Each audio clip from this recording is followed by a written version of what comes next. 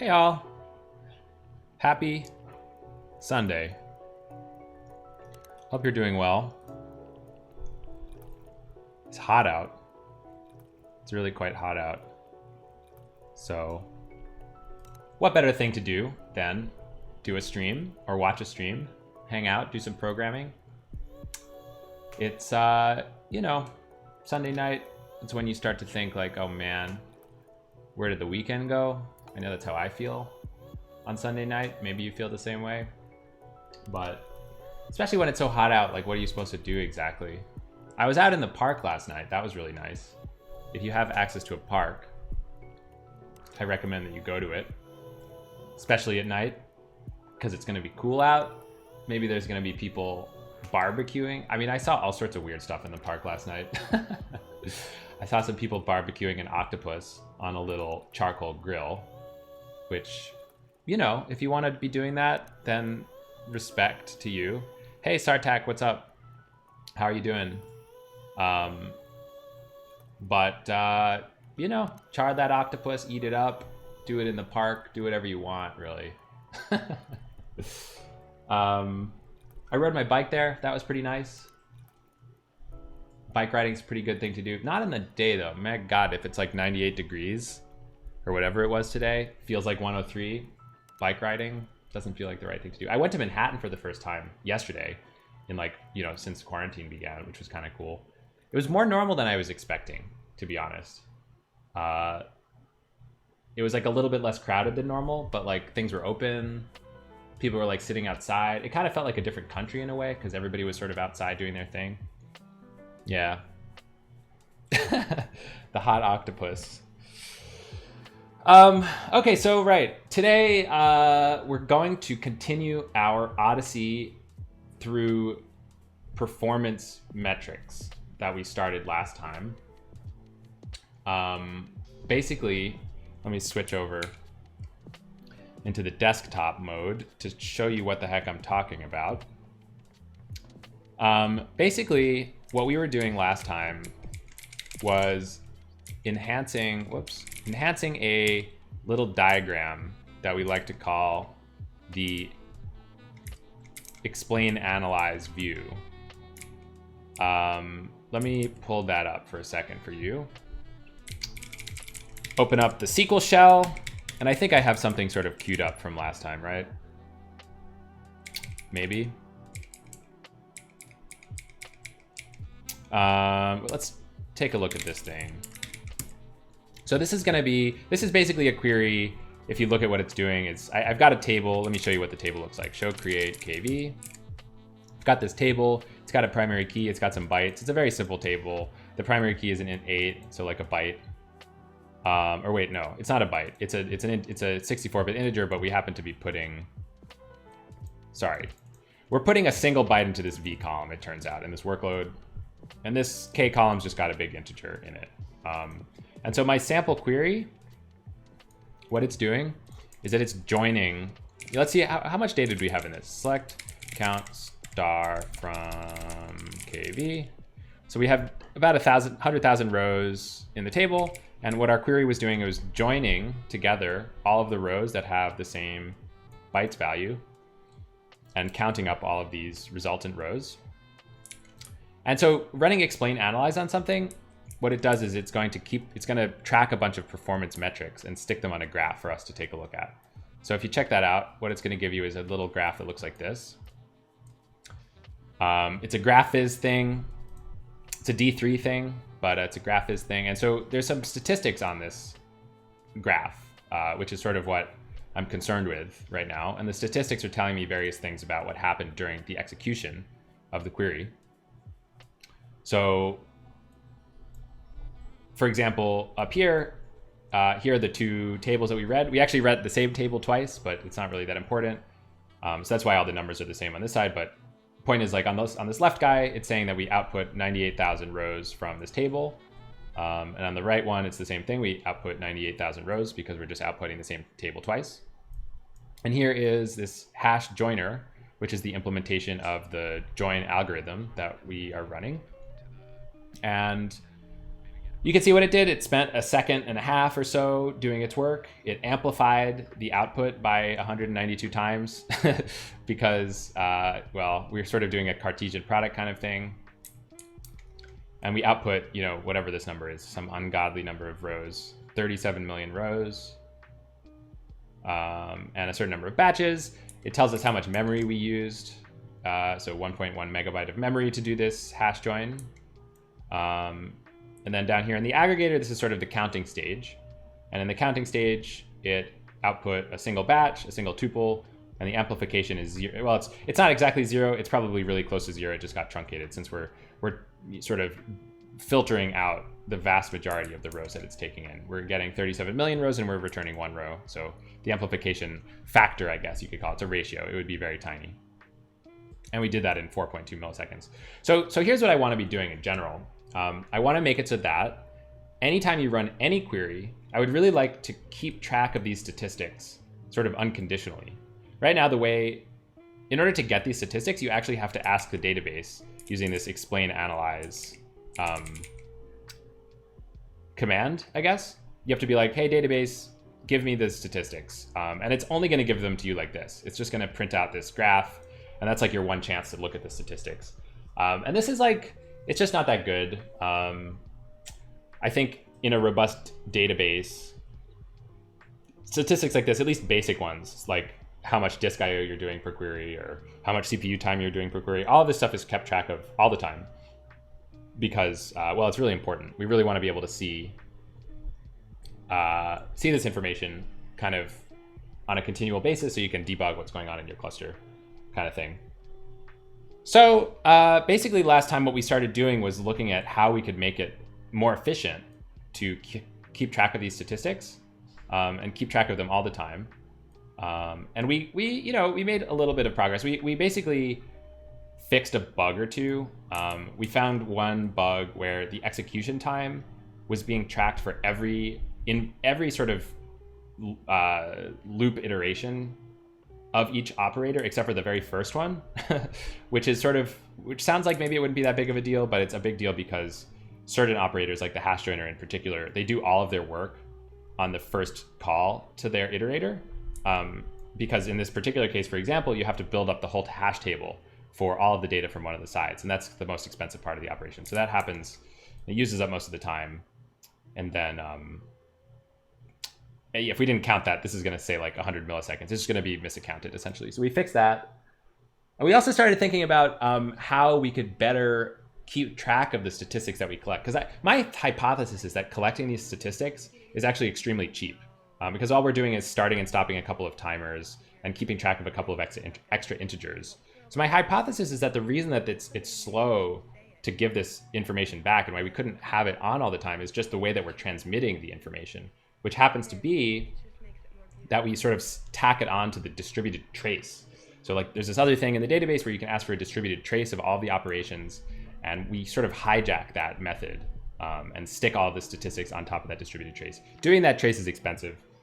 So I think overall that's kind of the reason that it's slow. So basically what we started to do was take a look at how we could transmit this statistical information on sort of a different side channel, a cheaper side channel.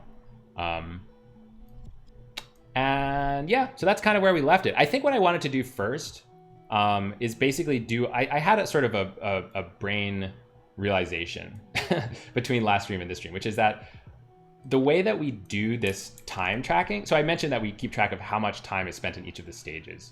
Right now, the way that we do that is actually on every call to the iterator. And this whole thing is sort of an iterator pattern. You know, you call the aggregator calls the hash joiner calls these table readers, and again and again and again. So if you call this one once, it's only going to give you part of the data. So you end up invoking this iterator many times throughout the lifetime of the query. And the way that these timers work right now is that actually you invoke them, you keep starting and stopping them on every call to your iterator. And my theory is that it's probably a waste of time to continually capture that time information. Because what we can do is something cheaper. Essentially, right, so the reason that we need to do that at all, by the way, is that if we didn't do something tricky, if you were timing the hash joiner, you would also be timing the time that we spent in the table readers, because the hash joiner in this particular example is spending part of its execution time invoking its inputs. So you have to subtract out that input time. And the way that we do that is a little bit roundabout. My new idea is that what we can do is start and stop the timers just once, and then correct for the timer's like incorrect information by subtracting out the input timers right before we're about to report everything. So that's going to be my first task, because I would just like to fix that, if that makes any sense. Okay, so I think that the code that does this is fairly straightforward. This is that iterator I was talking about. When you ask for the next set of rows from this stats collector object, what it does is it starts its stopwatch, it invokes the operator that it's timing, and then it stops the stopwatch, which sounds pretty straightforward. But the actual kind of tricky thing here is that instead of just starting and stopping its own stopwatch, it's also starting and stopping its parent's stopwatch to sort of correct for the fact, this effect that I was talking about, which is that you don't really want to be timing the input's time as part of your time, if that makes any sense. So we're doing this subtraction essentially on every single call to the iterator instead of just once at the end. So I think my idea is that what we can do is just get rid of this reference to the input stopwatch altogether until the very end. And yeah, so, okay. I'm going to prototype this. I think what it's going to look like is we're going to try to, the very first time that we get called, we're going to start our input stopwatch. Right now we're doing this unconditionally. So what I want to do is introduce a little Boolean that says whether or not we got started or not. So to do that, I guess I'll go up here and I'll say, I'll add a Boolean like is started or something like that. Is started is set to true after the first invocation of this operator. And then we only start the stopwatch when we are going to be invoked the first time. Hey, Stray Basilisk, does stopwatch know itself if it has been started? That's a great question. I don't know. Start stops the stopwatch if it hasn't already been started. That's a great point. Yeah, so we could be invoking this all the time. We don't need our Boolean technically to make this work, it looks like. But the truth is, I mean, we're doing, I don't know. What this does is it does an atomic operation. I wonder if doing this is more expensive because of this atomic thing. I guess I don't really know how this thing works, but probably not. You know, that's actually a very fair point. Maybe we should just forget this whole Boolean thing and just trust the stopwatch to start itself, or not start itself again. I don't know. I like that though. I don't know. Do I like that? It also sort of masks the intent a little bit. Maybe I'll write a comment. I think I'll take your suggestion, but I'm going to write a comment to make it clear that, you know, we might not be really starting when we call this thing. So we'll say stopwatch is idempotent. Stopwatch.start is idempotent. So we'll keep invoking it over and over each time we're nexted. This without extra effect, without ill effect. Cool. And then I guess the next thing is that we only want to stop our stopwatch once we've seen the last value that we care to output. And so I think that we have this contract in this system where when we sort of are finished, we're always going to output 0 tuples in our batch. So I think what we should be able to do is say up here when we're checking the length of the batch that the operator that we're timing is outputting, if we see that it has 0 tuples in it, then we can stop our stopwatch. We've returned 0 tuples, indicating that well, it's not really it's the operator we're timing returns 0 tuples, indicating that it will never, that it is finished, I guess.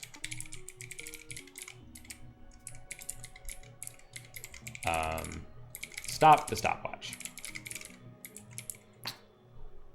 I think there might be a little bit of a complication here, because I think that in some certain circumstances, we don't actually drain all operators. So in other words, we would stop nexting them even if they hadn't been totally finished. That could be actually quite problematic. And maybe that's the reason that this was set up this way in the first place, now that I think about it. But either way, I still think that it's probably going to be easier to subtract the input stopwatch instead of reaching in and kind of starting and stopping it ourselves. So yeah, you know what I think I might do? I think I'll actually undo this and just, yeah. I think I'll undo this and just do this subtraction thing. So forget what I said about idempotency. It doesn't really matter. I think what we really want to do is, at the moment that we want to get rid of this thing. This is where we sort of reach into our input and kind of mess with it, or I guess it's our output. Instead of doing this, what we'll do is when we actually finalize the statistics, which is over here, when we output our statistics, we're going to, is that in here or is that in that other file? Let's see. I think it's in this file. So this is where we actually calculate the, let's see, is this it? Where do we actually set this time? This is kind of the critical thing. I'm a little bit confused. This is the final time that we report in our statistics. And the question is, when do we set it? Because that's when we can sort of have this influence. That's when we can decide to subtract out the inputs times.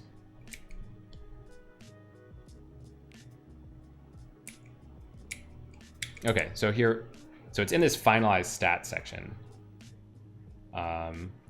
So we ask for our elapsed time of our input watch. And then I guess the thing that we want to do here is subtract out the time spent in each of the inputs. So we'll say for I in range VSC dot child stats collectors, VSC dot time minus equals VSC, or I guess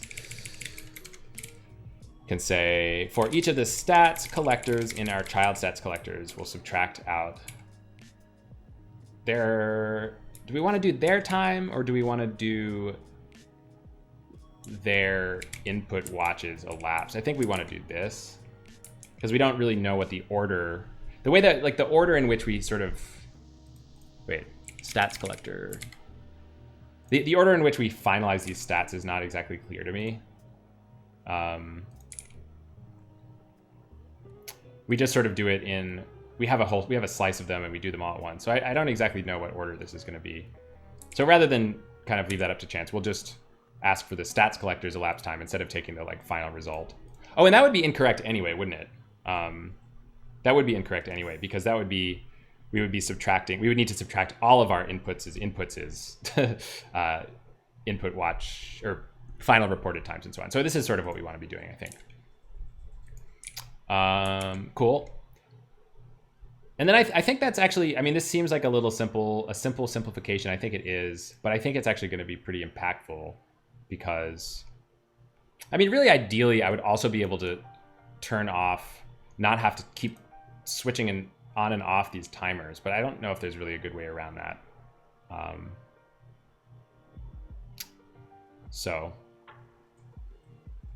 But I still think this is a good simplification. It's just less confusion, I think.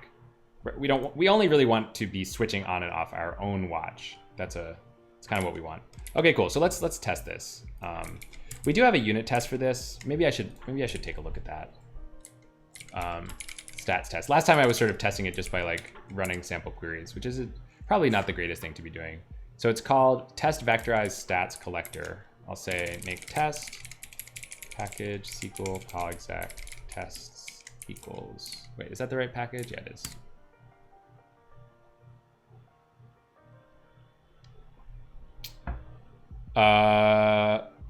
Okay. Import cycle not allowed. Call exec imports, exec pb imports. How did this happen? So exec infra pb. I don't understand how this happened because I thought that we were able to compile everything before. Maybe it's like this particular test is doing Computers something hooked into over funky. 1,000 data banks throughout the world. Yo, David, Justo David, thank you for the follow. Hope you're having a good Sunday. Yeah, so what's up with this though? It's a little weird. So let's I guess we can just use grep exec pb. I guess it's search for exec pb in exec infra pb, which lives in package SQL. Huh. This doesn't make sense.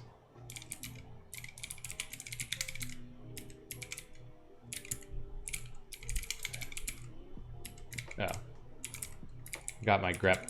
Maybe I got my grep backwards or something like that. Okay, so it looks like the problem is that in this package, we're importing... I guess maybe we sort of misorganized our protobufs or something like that. Like we should really we should move this definition into the package that we're looking at or something like that. Because maybe what it is like if I go into that other package, if I go into this one, I guess this one's also, I don't know. Does it make sense? I guess you would want your like leaf package to be importing your infra package and not vice versa. And that's kind of what we're doing wrong. Okay, that's fine. I mean, I think that should be pretty easy to fix. So if we go to stats.proto, this is the little guy that, this is sort of our leaf package, I guess. It doesn't import anything. So I thought that it would be safe for the infra package to import it, but presumably there's like some other stuff in here that imports. I'm confused though. I'm honestly confused because I don't actually see any imports of that. Oh, is it this Go file? That's probably the issue. So this Go file is probably importing infra, yeah. And it needs it for, oh, it needs it for a really dumb reason, which is just to kind of do a type assertion. So I guess I could probably just get rid of this. It doesn't do anything. So I will. Okay, that'll fix the problem. All right, let's try this again. We'll run our tests, see what happens this time. Come back out into the parent directory, first of all. Whoop. Okay. So annoying that you have to invoke make from the right directory. That's like such a silly limitation. I guess it makes sense in the world of like recursive make or something like that, but wouldn't it be nice if you could just run make from any subdirectory of your project and it would kind of find the right spot to invoke it from? Figure out that PWD for you. I feel like that would be a nice simplification. Maybe something like Bazel lets you do that. One of the more modern build systems. I'm not really sure.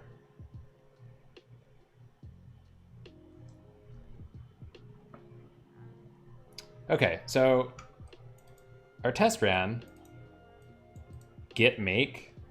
That's not a thing, is it? I'm not going to type that.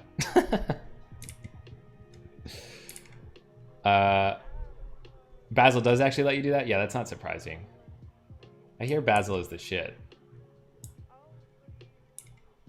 Okay, so we have an incorrect test output, and I'm guessing that this test output needs to be, or what the test is doing probably needs to be changed a little bit. So let's go take a look at that test. Stats test, figure out what this thing is doing. Get make is not a thing. Test vectorized stats collector is an integration test for the vectorized stats collector. It creates two inputs and feeds them into the merge joiner and makes sure that all the stats measured on the ladder are as expected. Okay, makes sense.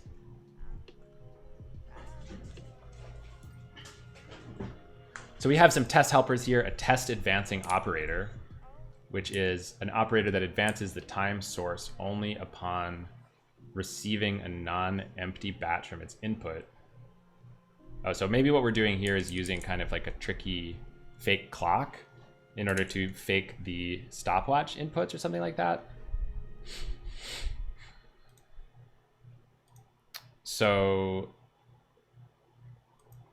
I see. So we construct a fake time source and we pass it into both of these inputs that we're constructing.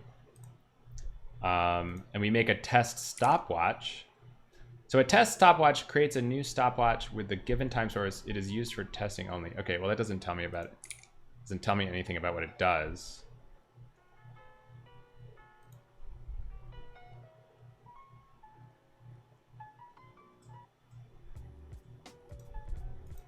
Oh, I see. So I see. So a time source is actually kind of cool. A time source is just a func that returns a time.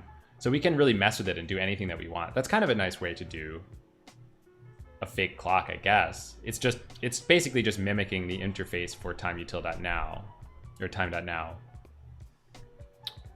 So what we can do is pass in a function with some state that we control. And I guess that's what we're doing here. So a time source, this thing probably is a func. No, it's a little bit more complicated than that.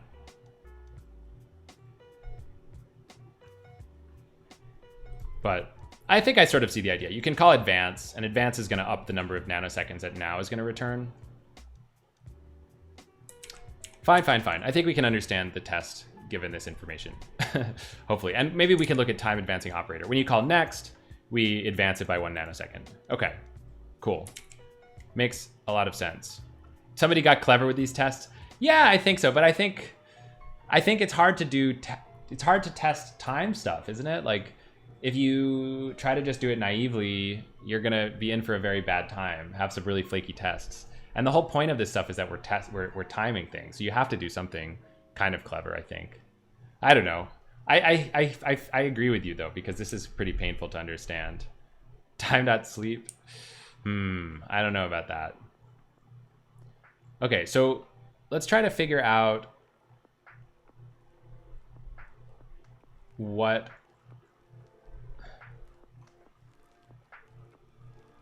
So what are we asserting by the end? We're asserting that the batch count is the same as what we asked for. And I guess we run this whole test 5 times with different numbers of batches to make sure that it works in every circumstance, which is pretty nice. We require that the stats collector saw that number of batches, which makes sense. We require that we output the correct number of tuples, which also kind of makes sense. So we're testing a few different things about the stats collector, not just the timings, but also like, did we record the right number of tuples?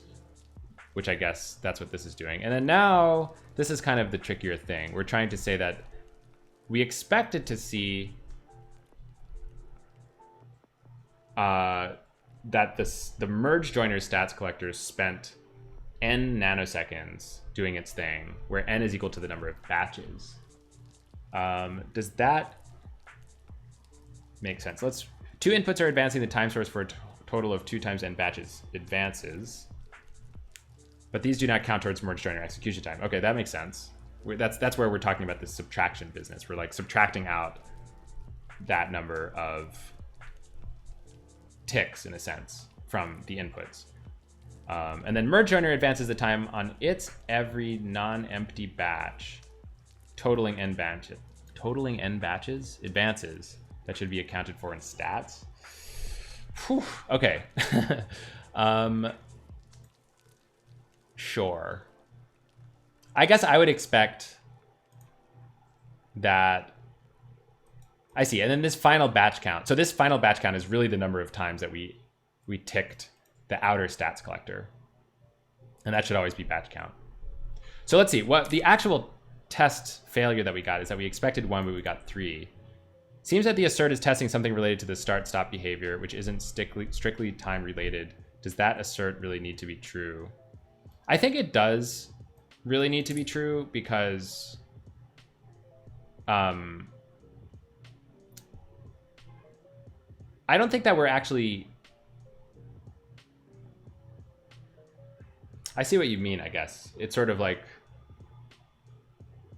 where is the thing that we actually call to advance that time source? It's this thing, time advancing merge joiner.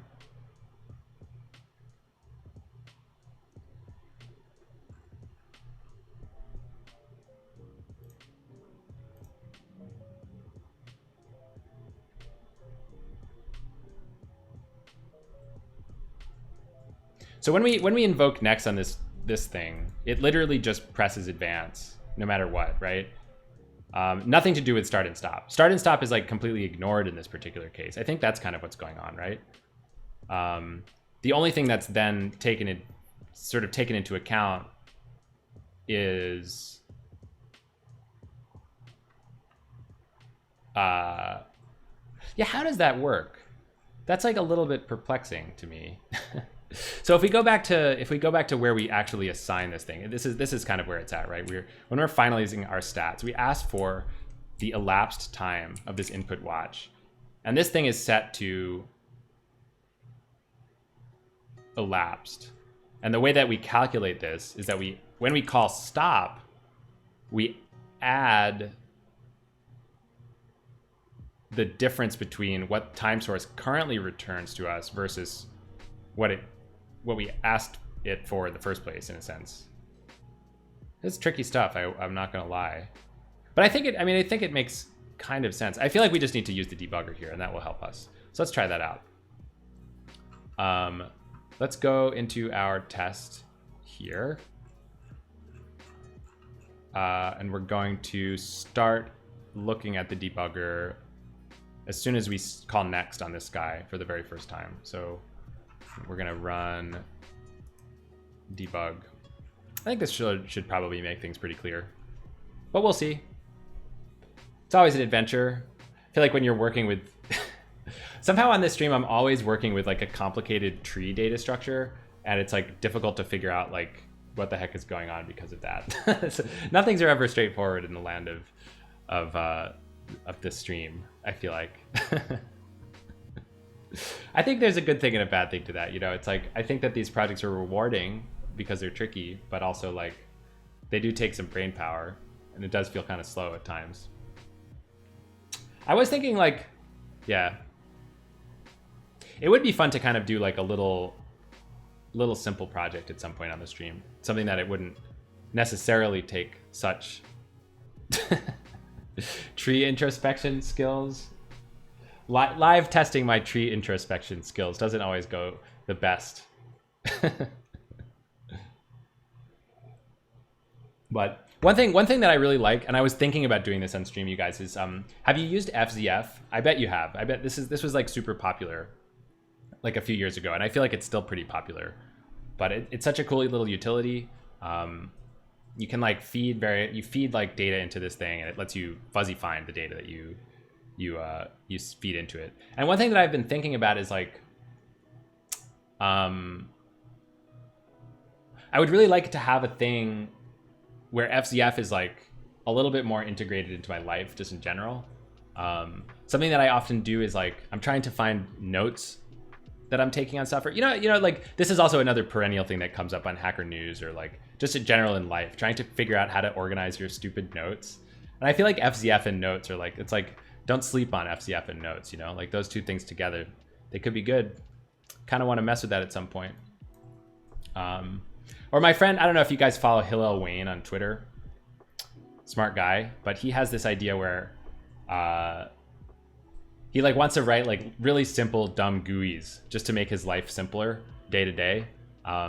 It's pretty interesting. You should follow him on Twitter, but I like that idea. It's sort of like, if you have a problem, just write like the world's dumbest GUI that does literally one thing, and it'll be hyper fast. And like you can sort of tailor it exactly to your workflow because you control the whole thing. I like that idea. Anyway, total side tangent. NV Alt. Yeah, I've heard of NV Alt. I should look at that. I should look at that again. I don't know why I stopped looking at that. It's because I got addicted to trying to see if I could fit org mode and Spacemax into my life, and I couldn't. But anyway, okay, so here we are in the debugger. Let's stay on target here. If we jump into next here, let's get out of this thing. Jump into next. We start our input watch. So let's look at our input watch here. Secret subdomains on your site that only you use. That's cool. So our started is the integer 1, which makes sense since we're using this fake clock. We run next on our input. We do a bunch of stuff. And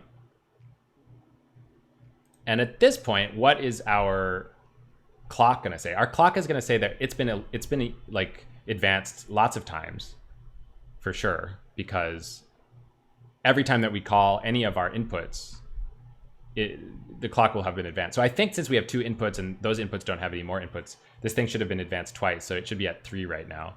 Let's see if that's true. So if we stop our input watch, then we do see elapsed is currently equal to 3. That seems wrong, right? Because I was sort of expecting that elapsed would be equal to 4, I guess. Right? It would have been... No, I guess that makes sense. No, I'm actually slightly confused, though. Like...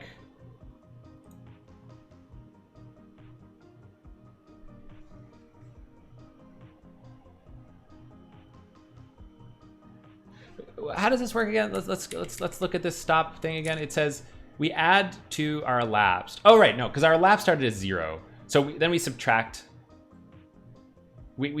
Our started was originally 1.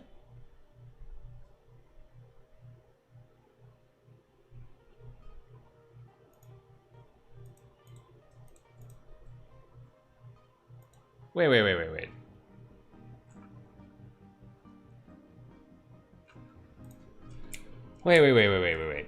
Started at is what? Started at is actually a time. I see. So started at is actually like a physical time.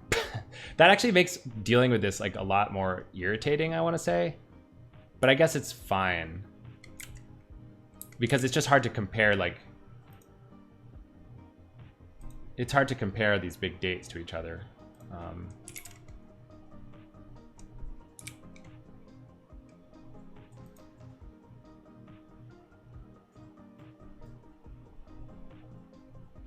I see. So the way that this test time source works, I don't like that. So what this test time source is actually not starting at 0. It's starting at just like the current actual time. I find that slightly confusing, to be honest. Where's this test time source? Test time source says the init time is now.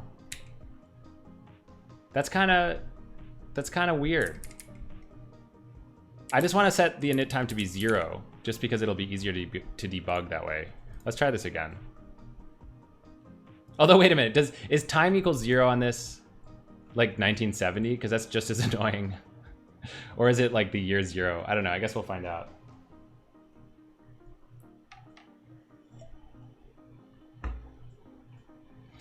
Anyway, let's, again, thinking about the whole...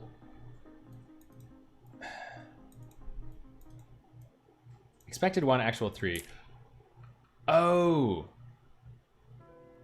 Is it that when we check our output here, it's because we haven't... No, we do run finalized stats.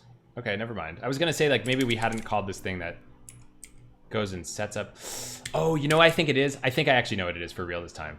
I think the problem is that in our stats test, we don't set up these backlinks. So we never set the fact that these, where is this thing? We never ran mj stats collector dot set child stats collectors and then passed in a slice of vectorized stats collectors with left input and right input. This is gonna fix the problem. Didn't need to use that debugger, but for some reason I just couldn't quite figure it out. Okay. Cool. So let's actually roll back this other problem, this other change, because it's not that relevant. And so really the problem is just that I had to set up these, I don't know, it's a little gross. It's like a doubly linked tree in a sense. Like the trees can go up and down just because they all need to like touch each other at various spots. Kind of gross, but what are you gonna do? Anyway, so the only change that I made was in our test, unlike in reality, we hadn't set up those links to the inputs, so to the children, I guess. And I think if I do set up these links properly like they would be in reality, the test should probably pass, but we'll find out if I'm right after this thing finishes running.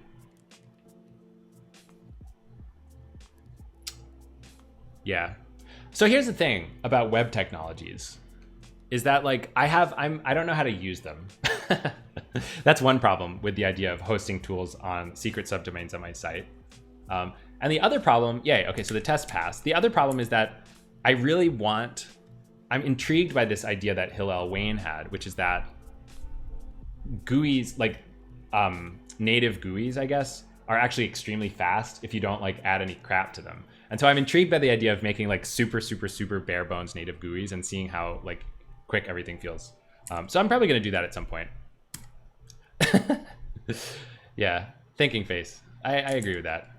All right, so now that that's finished, what does it get us? The whole point was just that we wanted to simplify the way that these timers were done a little bit. We did that. Why don't we recompile and rerun that demo just to see if it actually sort of worked out the way that we expected it to. I think that it will work, but I want to see for myself.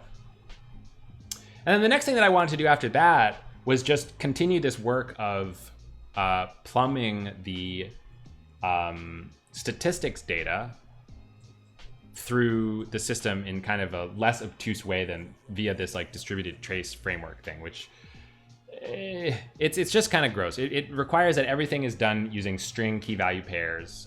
There's nothing really structured about it. And you have to like write both a serializer and a parser since everything is done using strings.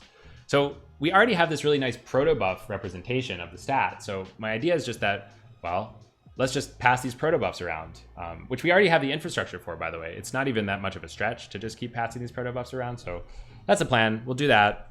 And then if we can make that happen, then the really cool thing that I want to try is turning it on all the time and seeing if we can get some like live statistics during a workload. Since we also have sort of some infrastructure for that, which is like essentially like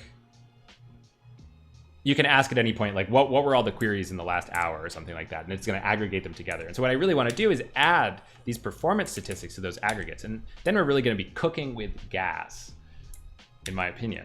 Okay, so let's start our database. We'll go back over here. We'll run our sample query, and hopefully the timings will still look relatively good.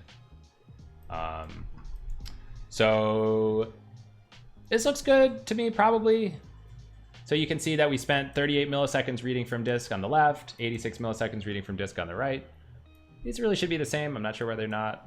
Maybe like this one didn't hit cache and this one did or something, because it's really the same data that they're reading. And then you have 1.7 seconds in the hash joiner, which makes sense because that's like really the lion's share of the work. And then just 6 milliseconds doing counting, which makes sense because computers are fast at that. Cool. So let's just quickly make a commit with what we've got. I think like my current repo state is a little bit messy, so I'm just gonna commit everything and whoops. Git add with 2 Ds. I'll say call exec, simplify tracking of operator timing, stopwatches, CPU time. So I'll just say previously, well, do I want to even bother writing this down? Because it's confusing to explain. Previously, operator stats collectors would Computers hooked into over 1,000 data collaboratively banks throughout the start world. and stop each other's stopwatches to track how long they each took to run.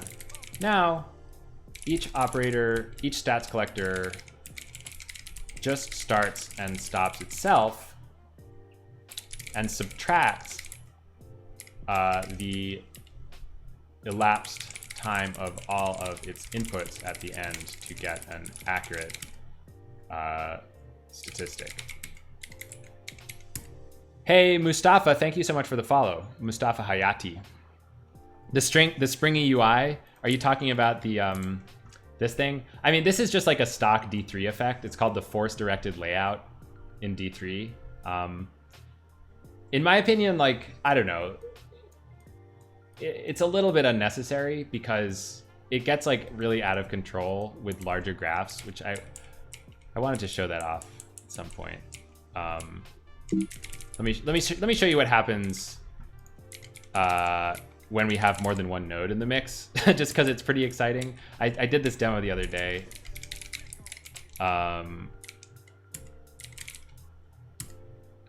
So I'm gonna insert 100,000 rows into this table. I'm gonna split the table, alter table split at, I'm gonna split the table into 4 ranges.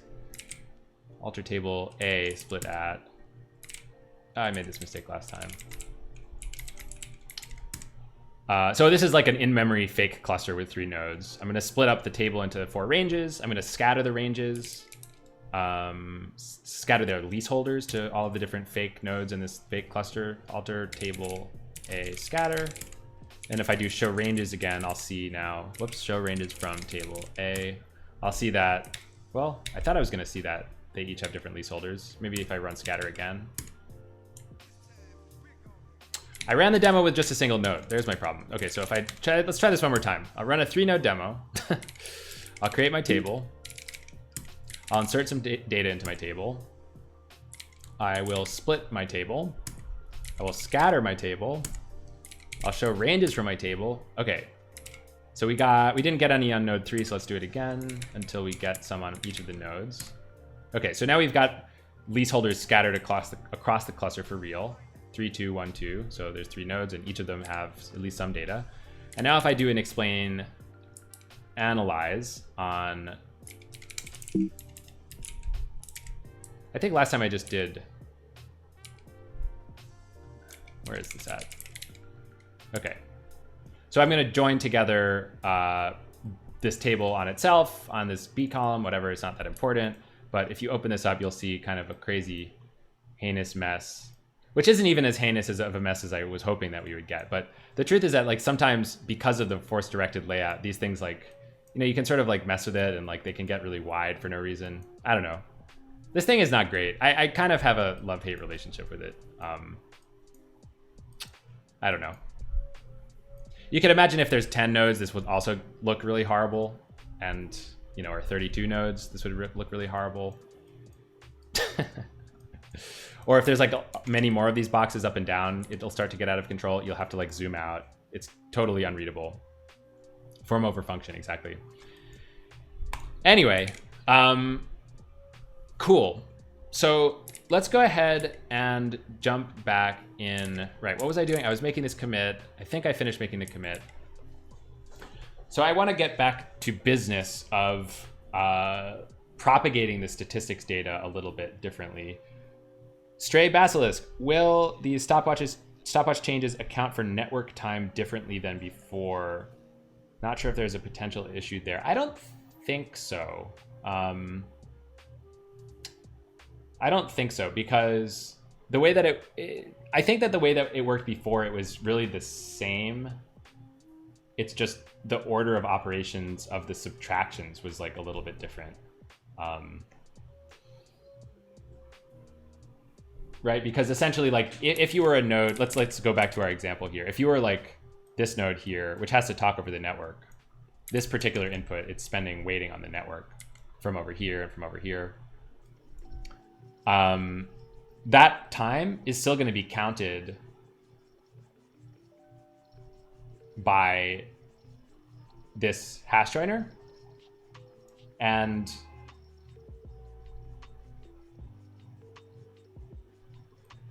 I think before, it was attributed also to this hash joiner, since there was nobody like above it in a sense to like reach in and, or sorry, this person up here wasn't able to reach into this hash joiner and adjust its stopwatch, which is how the whole thing was working before.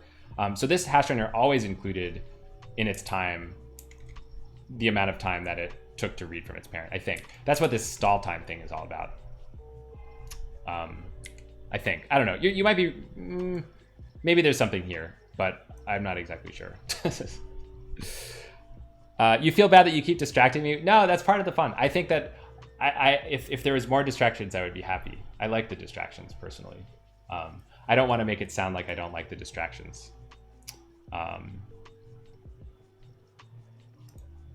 don't think that the stream is about trying to get maximal work done. I think that would be a disaster. If I was trying to get maximal work done, I would not be streaming.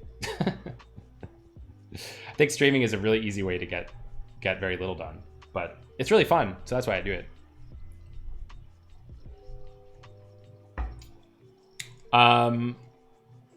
You got me worried about the stall time thing, Musta, or Stray Basilisk. I'm not gonna lie. You got me worried about this. For example, I'm worried that, like, why in this case do we not have any CPU time measured? We only have this stall time thing measured. I think that, I mean, honestly, this might be sort of a long-standing issue, because I know that before my changes, you could either be in this like stall time mode or this self-timing mode. You couldn't be both. And in this case, we're still just doing one of them. Databanks. Hey, Array, thanks for the follow. I don't know. I'll come back and fix this later. Okay, so where we left it last time was that in, let's see, where was this happening? In this vectorized stats collector, right, here's what we did. Here's the difference that we made. We added this new method up here, this drain meta thing. And the way that this drain meta interface works is that if you implement this metadata source thing, what it means is that the sort of underlying system knows to invoke your drain meta at the end when it's finished processing. And that's going to, you can return any old stuff in there. So you can give back extra statistics, you can give back random information to tell to the gateway node that's running the query. You can do anything you want. So what we're using it for is this new use case of returning back these statistics that we're collecting. It used to be that we returned them as well in a similar way, but in sort of a more obfuscated way by sending them along in this trace data payload, which contains a slice of a more complicated structure, part of which is these tags. And inside of the tags, which is a string map, we added some we added that like statistics information using a scheme that allowed you to embed the processor ID as well as the statistic that we're tracking all inside of a single string, which is sort of, I don't know, it's just a bit unnecessary and a bit complicated. So the idea was that we could just return these statistics as our metadata. I think one thing that we need to be a little bit careful about that I'm just realizing is that we need to make sure that we can reattribute the stats back with the operator that we collected it from. But we do have this ID, so I think actually we already have what we need. Hey, Array, you just discovered me through Twitch homepage. Didn't start programming yet. For me, it's interesting watching somebody else do it. That's awesome. I hope you enjoy. You have dived in the deep end. This is a bit of the deep end, I want to say, but I don't know. I think, look, there's a lot of people doing programming on Twitch, and a lot of them do stuff that a lot of people have this like meta project thing. They're like gonna make a Twitch bot on Twitch, which I think is cool, but I think it's also, I don't know, if you're trying to get into programming, do you want to see that, or do you want to see something a little bit more realistic? I don't know. I guess everybody has different tastes, right? So this is just one taste. You got it. You got it. Okay, so we're going to return this metadata here. And then the idea, right, at the very bottom of this execution graph, the very bottom of the execution graph, which in this particular case is this node here, this response guy. This is the thing that actually is going to invoke the entire query, wait for all the nodes to do their work, read the data, distribute by hash, all this stuff. At the very, very bottom, we're going to get to do a little bit of extra processing in this case, which is we're going to look at these statistics and we're going to maybe try to assemble them into something that's usable for the user. And where that lives is here in this SQL running file. This is where we kind of loop over each of these sort of metadata payloads. In this case, we get we have a single metadata payload. So I guess what we really want to do is, if we see that the metadata has a execution stats, we're going to want to add it to some slice of execution stats to process later or something like that.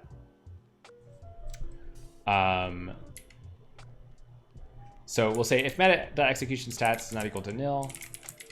Now what is this? What is this meta.metrics?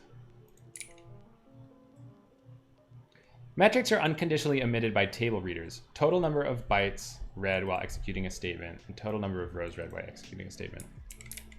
That's kind of neat. Okay, so that's sort of like, I guess that's how we make these statistics. Rows read 30,000, bytes read 991 kilobytes. So we should be able to do something similar, I guess. What happens here is that we sum up the total number of bytes read and rows read, I guess. Is that what that's doing?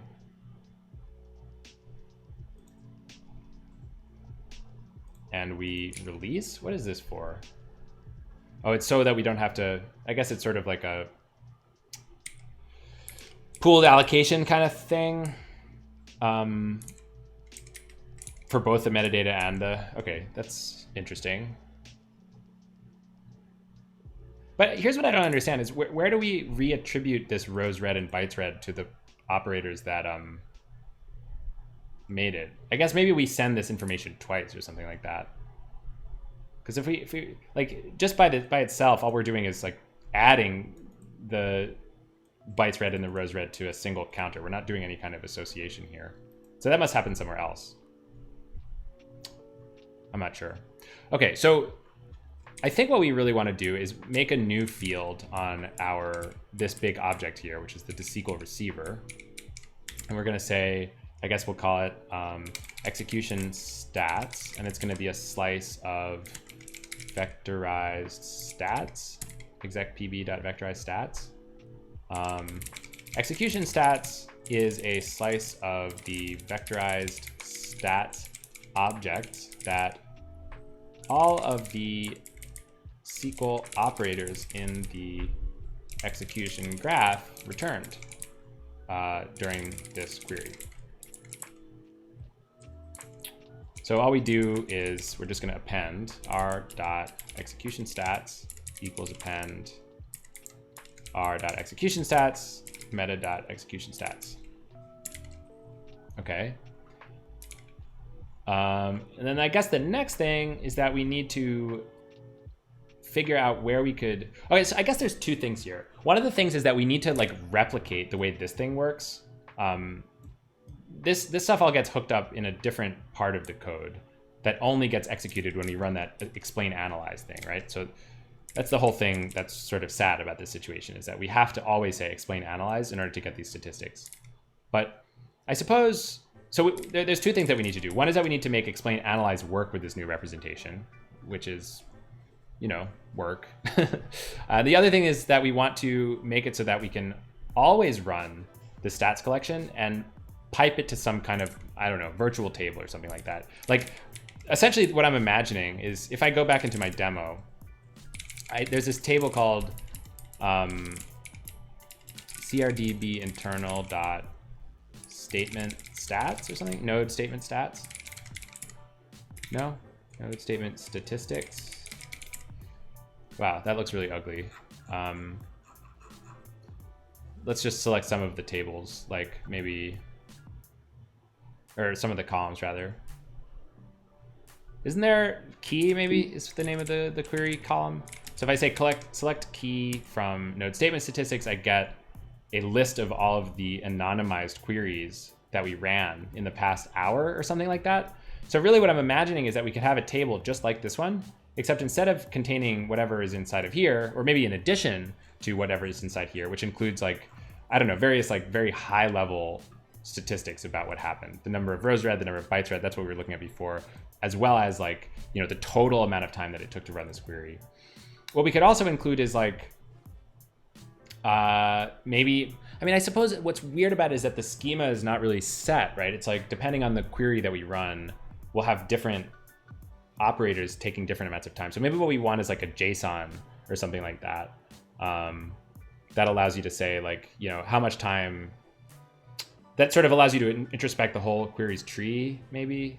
See how much time was spent on all of those. I don't know. Does that make sense? You know, what's also really confusing about this is that like each of the rows in this thing they're actually a summary of all of the times that we ran a query that looked like this. So what does it mean to have a bytes read in like an aggregate table? That's very confusing. I'm sort of curious about that myself. So node statement statistics. Where does that live again? CRDB internal.go. So if I search maybe node statement statistics in here. So here's where I've defined these bytes read. Send me into the void. How old are you and when did I start programming? I'm 30. The computer's hooked into over 1,000 data And I banks started throughout the programming when world. I was, I don't know, 14. Thanks for the follow, Julie and Lef XYZ. The computer's hooked into over 1,000 data banks throughout the world. Sometime in high school, ish. Maybe a little bit before then, but around about high school. So this bytes read and rows read thing, like what's the deal? Why isn't it an average, for example? I don't quite understand that.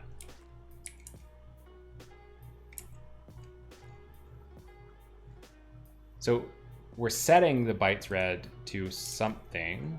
It looks like what we do is we set bytes read and rows read are just like the most recent number of bytes or rows read by the query,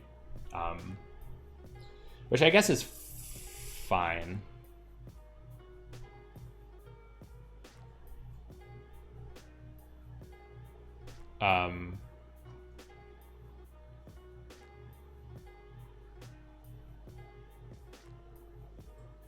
I guess we could, I mean, this whole thing could just be like most recent, most recent, most recent.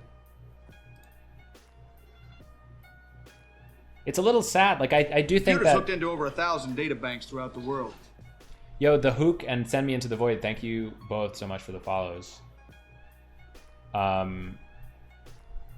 Data banks, data banks, data banks. Why is it there then? I'm not quite sure what you're referring to there, Lef. Yeah, you know, I mean, what would be really nice is if we could store some information, not just about the most recent query, but about like all of the queries in like some rolling window. I think the reason that we don't store information about every query forever is just that we would, it would just be expensive and take up a lot of memory. But right now, just storing the most information about only the most recent query, that's a little bit limiting. I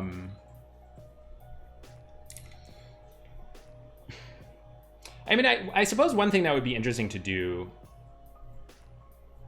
just as a start, would be we could sum up all of the time that we find in these payloads, and we could treat that as like a CPU time metric. If we're careful to subtract out IO time and disk time, or IO time and network time, or whatever. Which I'm not sure if we're careful about doing that right now. You know, I know we have there's this stall time business, which I think, you know, what I want to do is change this from saying stall time to saying like just IO time, right? That would be so much more straightforward. Because that's what it is. It's like, how much time did we spend reading stuff from disk? And then the question that Basilisk was asking earlier about whether or not we're properly tracking the CPU time in these things that take network input. I think there's a similar thing to do there, which is that we really want to be treating the time spent in the network. Ooh, or can we even do that, right? Like, is it even possible for us to figure out just the network time? I feel like the answer is like kind of not really. Because the way that this stuff works is that, like I was sort of been trying to explain that all this stuff is set up in an iterator model where when you call this guy down here, it calls this thing, and this thing calls this thing, and you know, stuff like that. But the truth is that it's a little bit more messy. In a distributed graph, anytime that there's an edge between two nodes, it's not actually that direction. It's not a pull model, it's a push model. So when this hash joiner gets input from this table reader on this other node, the way that it works is actually the table reader is pushing its data into the hash joiner, you know? So it's pull on a single node and push across nodes. So I don't know if it's even really possible to parse apart how much time was spent on the network versus how much time was spent actually doing work. So I think I'm just gonna not try to do that. You might need to time on both ends so that each node times its own inputs, then they time themselves, then you can derive. Yeah, that's a good point, I guess.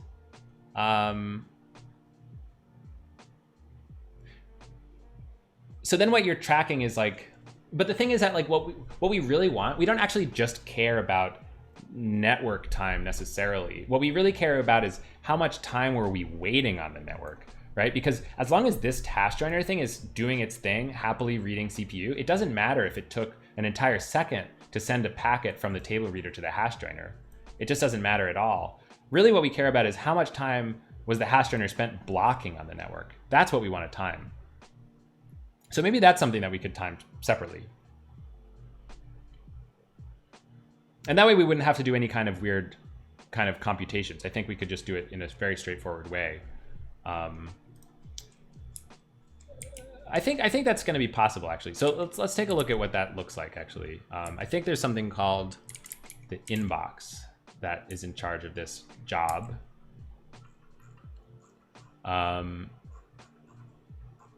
So there should be something, I think it's this method here. So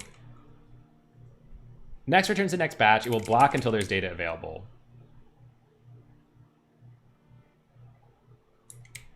This is what we care about.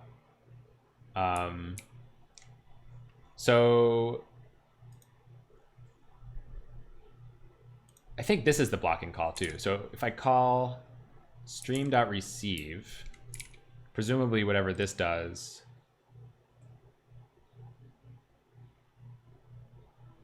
is it's actually going to be waiting on some stream. Receive message blocks until it receives a message. Okay, well that's Databanks. pretty self-explanatory. I want to say, hey, Magnet B, thanks for the follow.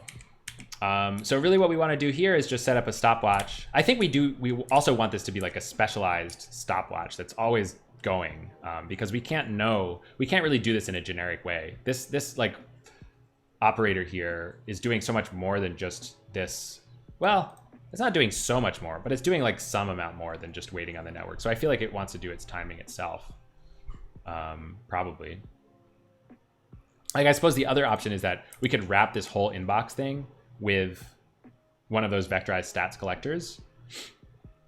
And it would be timing not just the time spent in this receive call, but also all of this extra work, which I think is not actually that much work. It's also doing deserialization. And yeah, interesting. I mean, do we actually care to separate this deserialization from the network time? I feel like the answer is probably yes. I feel like that's an interesting piece of data to know about. But so how could we make this work?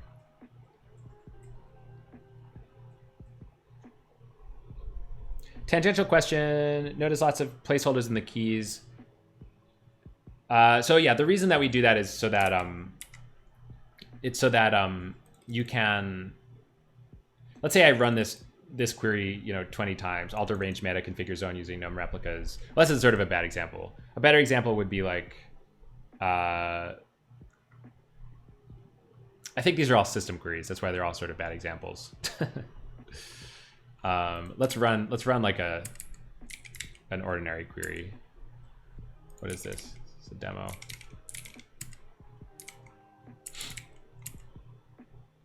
So if I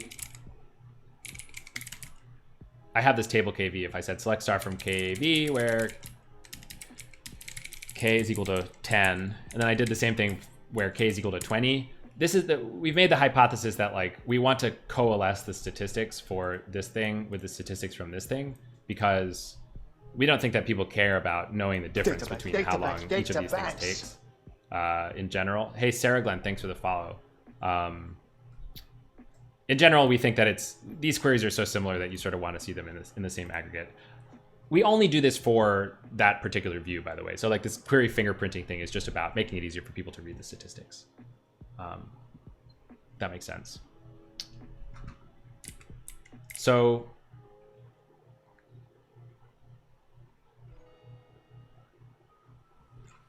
I think I'll just, regardless of what I do here, I think I do need like I don't know, an IO timer or something like that. IO stopwatch, IO watch, time util dot stopwatch. IO watch is a stopwatch that times how much times the, what is that, tracks the amount of time we spend waiting on, spend blocked on the network. Hey Gazosa, how's it going?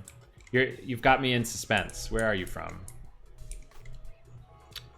So what we'll do is we'll start and stop the watch just like this. So we'll say i.iowatch.start, i.iowatch.stop.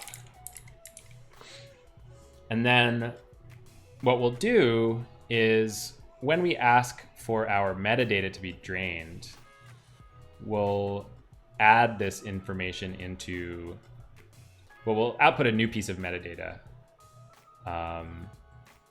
that includes The computer's hooked into over 1,000 the data IO banks throughout information. the world. Italy? Cool, man. That's awesome. Hey, Jackster, for you, thanks for the follow. So I'm going to say all meta dot equals append all meta. Then I have to make a new piece of metadata. Here's the thing that's a little bit confusing. It's that we have these two different ways of representing this stuff that we saw, right? There's this remote producer metadata metrics thing.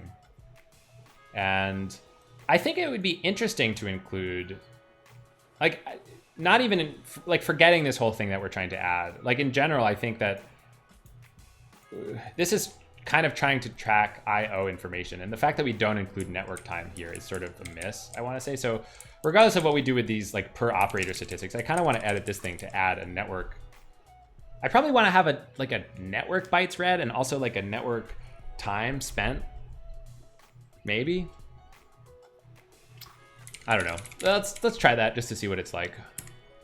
So if I go back over here, this is my protobuf definition. I'm going to say optional int 64 network bytes read equals 3.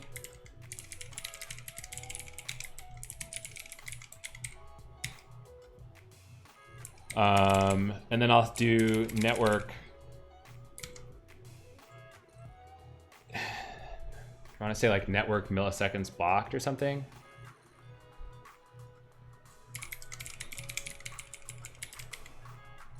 Network blocked MS maybe.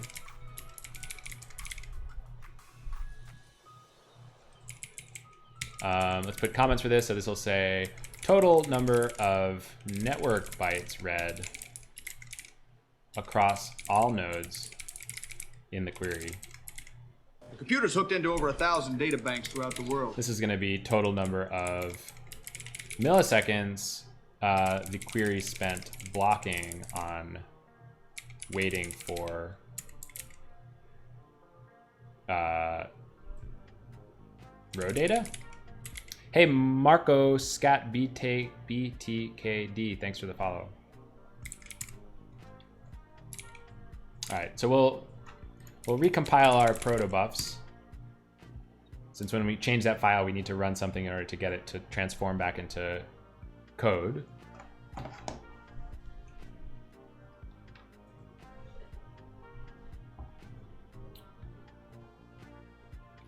And then magically, back in the other file, we'll now have an extra amount of, we'll have some new spots that we can fill stuff in at. In remote producer metadata. Where would that be? Maybe up here. It's like a giant file. If we go back to the inbox, we can probably just figure it out there. So we're going to add an exec infra pb dot remote producer metadata metrics, was it? I think it was metrics. Yeah, so we have this new network bytes read field and this network blocked MS field.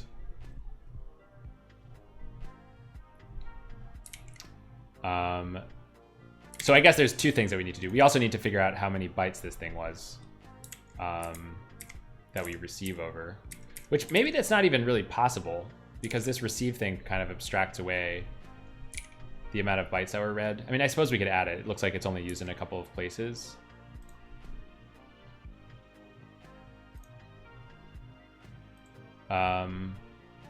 But actually, yeah, maybe this is just not exposed. I mean, because I think this is ultimately going to be part of gRPC.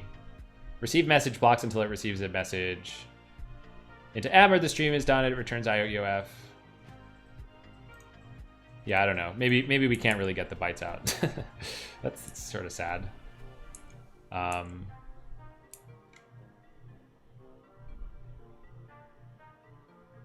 do we do with this M?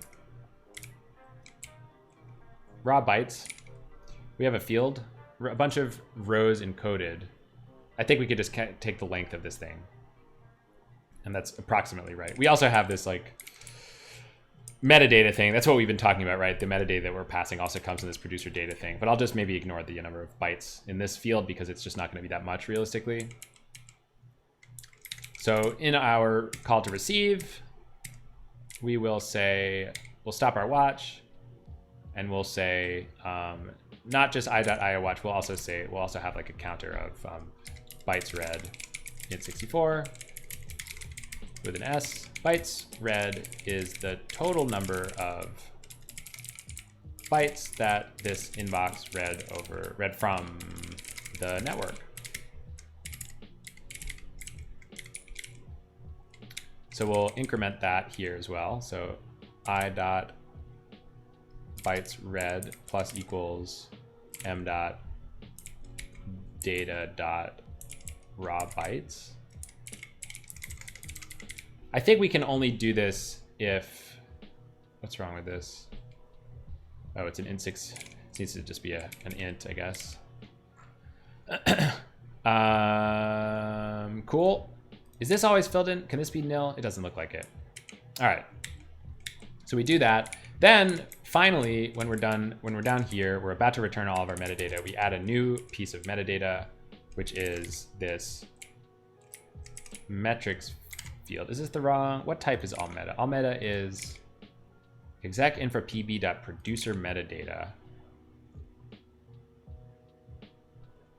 So I guess we just have to kind of make a, gotta go like exec infra pb.producer metadata.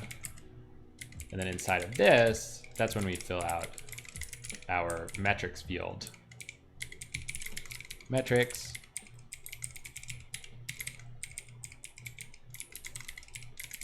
And here we're gonna put network bytes read is gonna be i dot bytes read, and network blocked ms is equal to i dot iowatch dot elapsed. This is a duration. It needs to be an int64, so we have to turn it into milliseconds. And this has to be turned into an int64. Cool.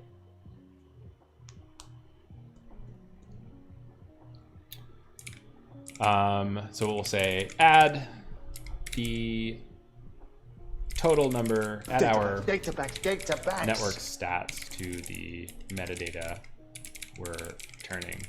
Hey, EasyE8769, thank you for the follow. 8789, excuse me.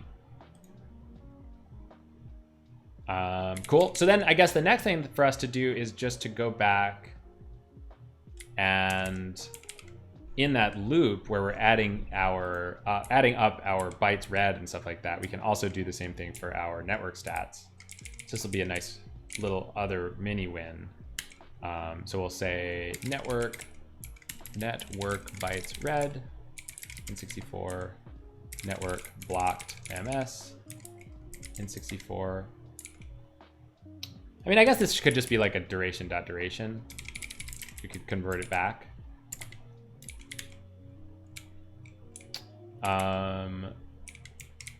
So we'll say r dot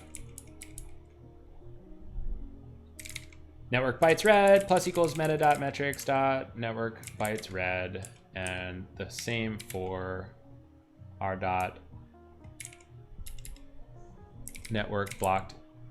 I guess this is no longer milliseconds. This is like network blocked duration dot add.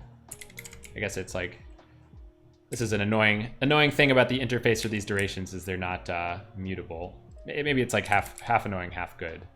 So we'll set network blocked dir to the result of network blocked dir dot add duration dot from int64. What does this do?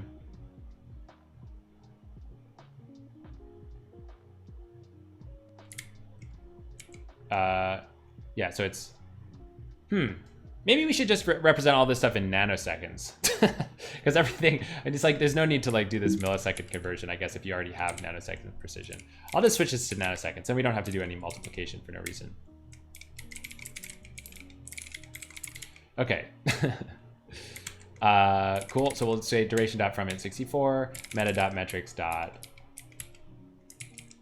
network blocked milliseconds, which should really now be nanoseconds, but we haven't recompiled the protobuf, so let's just do that now. And the other thing that we'll have to change, right, is we'll go back to inbox and we'll say network blocked ns is equal to io.elapsed.nanoseconds. And this is just red because we're in the middle of recompiling this stuff. It should fix itself momentarily. Cool. All right, so at this point, I think that it looks like we return these bytes red and rows red as kind of like a top level thing in a couple of places, which is pretty bad, I want to say. Like really, we should be returning this as like a struct containing a bunch of statistics and not just like raw things, because it just makes it so hard to add stuff to this now. Ugh. Ugh. What an annoying problem. 3 places in where we just return this stuff. Ay, ay, ay. I don't like that at all. Okay, here's what I'm gonna try to do, you guys. I'm gonna try to do a little bit of a refactor to make this thing happen, but I'm gonna try to make that as a purely separate commit, just so I don't get all mixed up with the other stuff that I'm adding. Because otherwise it's really gonna become messy. So maybe what I'll do to make this happen is actually I'll make a work in progress commit here and make this change based on master, then cherry pick that change onto this branch or something like that. So we'll say work in progress, adding network bytes and IO time to stats, top level stats. Okay, so I'm gonna make a new branch. Whoops. So I'm gonna do get checkout dash B, top level stats refactor. Okay. So what I want to do is make a little struct called like top level query stats or something like that. The struct, it has bytes red int64, rows red int64, and this thing is now going to return that top level query stats.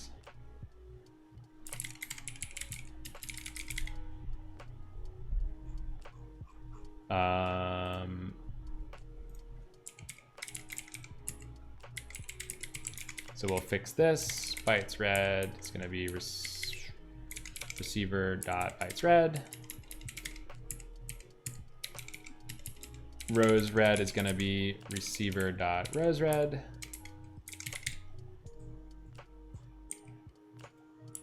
And then we'll add receiver dot com error. And it's like literally the same thing here. Computers hooked into over 1,000 data banks throughout the world. Hey, AcidBurn974, thanks for the follow. And exactly the same thing down here. Okay.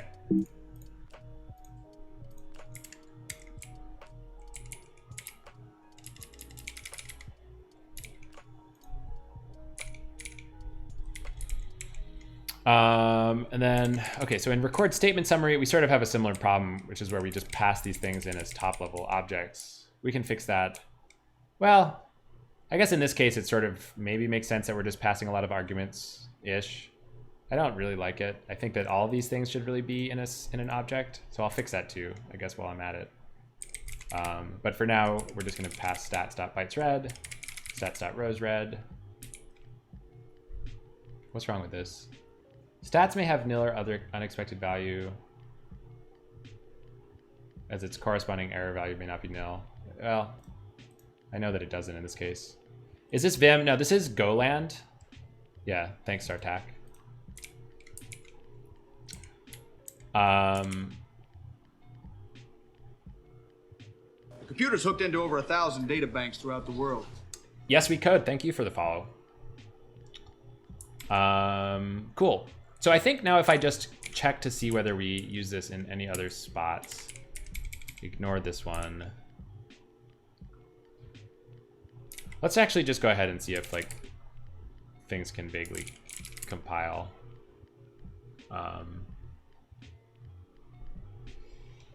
Yeah, I shouldn't have I shouldn't have switched back to my master branch because I hadn't rebased it in a while. It changed a bunch of stuff. It'll take a second to do this jazz. But ultimately, like, I guess while this is going, we can also think about how to restructure this record stats thing, which is a little bit gross in my opinion.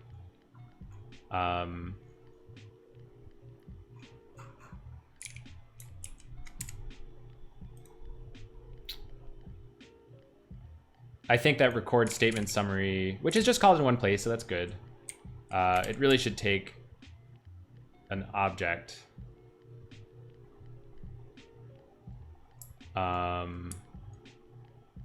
But look, here's yet another place in which we call a method with like a giant number of arguments. I guess that's like, I don't know, it's fine. I don't need to go digging into the depth of this call stack and fix all of this stuff, do I?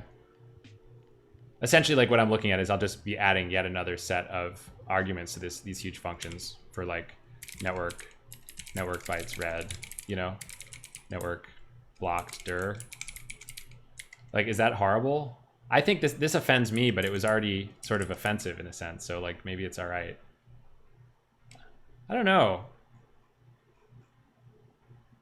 Yeah, like here we have these nice this nice struct at the very bottom. We have this thing called s.data, which is another protobuf actually, and it has a whole bunch of fields. Like it sort of feels like we should be passing this thing around rather than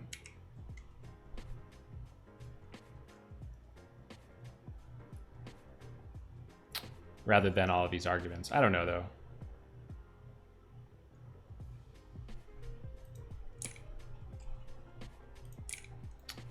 I don't know. I'll stop refactoring at this level. So at record statement summary, below here I will stop poking at it because it seems like at least below here it was vaguely intended or something. So we'll make another struct here. Well, or should we just reuse? Yeah, we'll make a new one. We'll say type statement summary info struct. We'll have it. We'll give it a. We'll just basically give it exactly all of this stuff.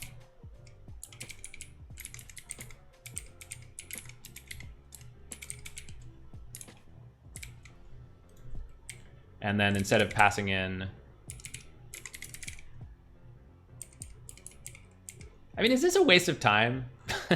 Because realistically, like the code is going to be exactly the same length, and the compiler is going to do exactly the same thing. It's still going to have to copy all of these fields. It's like the only thing that it changes is the length of the number. It's like this size here is going to change a little bit.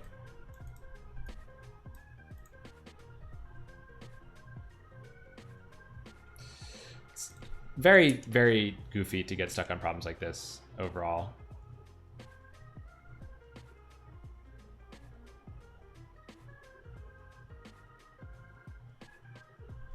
I think I'm gonna leave it, and I think I'm gonna change just the one that I changed. And the justification is that it's worse to have a lot of return values than it is to have a lot of parameters. Okay, so let's just make a quick commit with just this. So this is gonna, well, I guess we need to also name top level query stats needs to have a document comment thing. So top level query stats returns some basic statistics about the run of the query. Bytes read is the number of bytes read from disk. Rows read is the number of rows read from disk. All right, great. And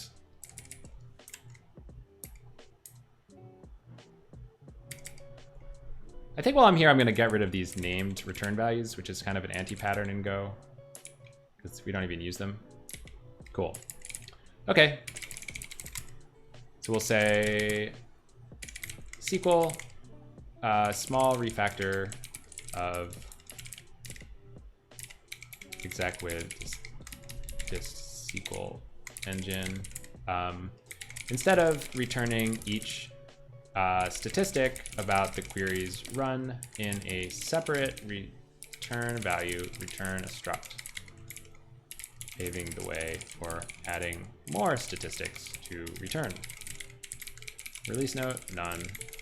All right, cool. So if we go back now to our poorly named selectivity fix branch, which badly needs to be cleaned up at some point, we now can cherry pick this top level stats refactor.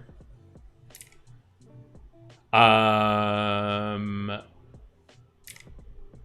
suppose we could just actually, instead of cherry picking, let's just rebase on top of it so that things will be a little bit easier. So we'll say git rebase, where were we? Git rebase top level stats.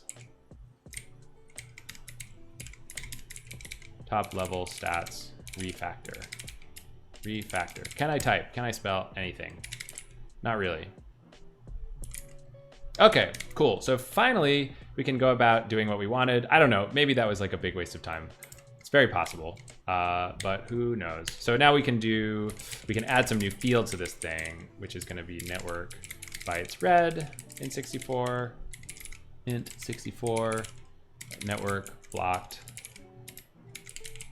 duration.duration, network bytes read is the total number of bytes the query read from the network on any node. It's really the total number of like data bytes, of like row data bytes. To be specific, network blocked dir is the total number of total duration, any total duration the query spent blocked on network, blocked on row data, blocked on reading row data over the network on any node. All right, so then we should be able to set this. So here's another question. Why do we keep doing this over and over? Is it important to be doing that? Are we modifying? I guess it is important. It's kind of just goofy that we have to keep editing this stats file in exactly the same way, but it sort of does look like we have to, since this receiver could be mutated in between each of these calls. Kind of sad. Network bytes read. You know, it would be nifty. You know, it would be much better, much better, is if this receiver could have the same object. That's what I want to do. That's going to be way better. So let's do that. This receiver is going to have a top level query stats struct. Get rid of all this stuff. Okay, now this is feeling a little bit like we managed to do something useful with our slight refactor.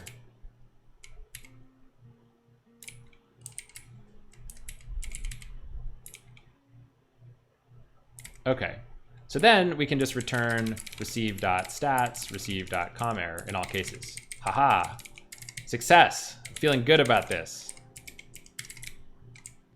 See ya, Basilisk. Thanks for stopping by. I hope to see you next time.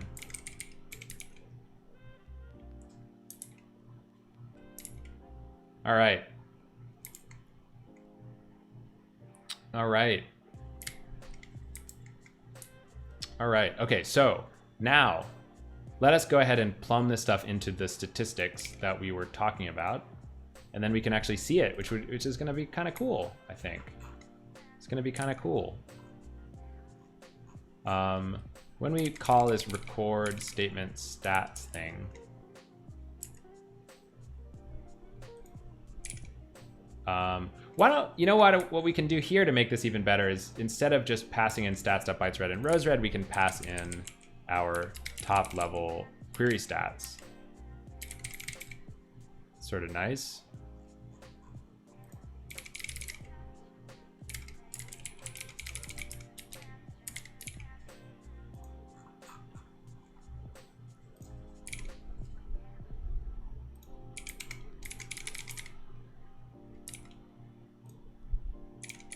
Cool.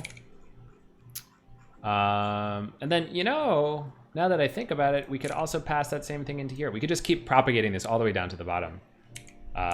So this will be stats top level query stats again. Let's make sure that this doesn't get called from more than one spot. It does not. Neither does this. Top level query stats.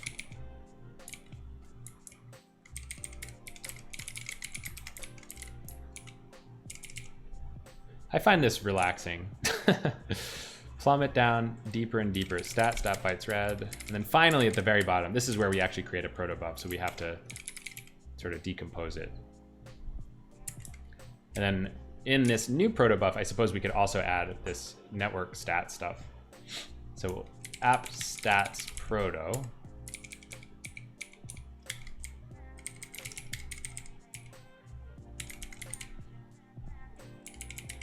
15, 16. Note, be sure to update appstats.go when adding and removing fields. I think we're doing that. So this is going to be network bytes read. I wonder if we also want to have a network bytes written. Probably. Maybe it's not important. I don't know. Network bytes read and network blocked NS.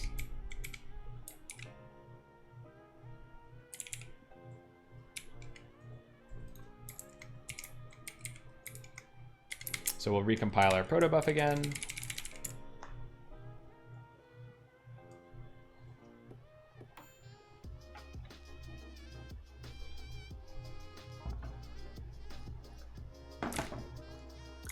We can set this stuff, network bytes read, stats.network bytes read, network blocked nanoseconds, network blocked dir.nanos. All right.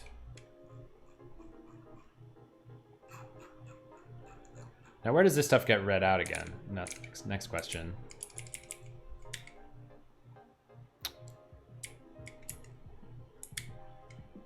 Oh, what is all this? Statement statistics add. Add combines other into this statement statistics? Whoa, oh, this is total bytes read? Oh, that's crazy. So that kind of explains it.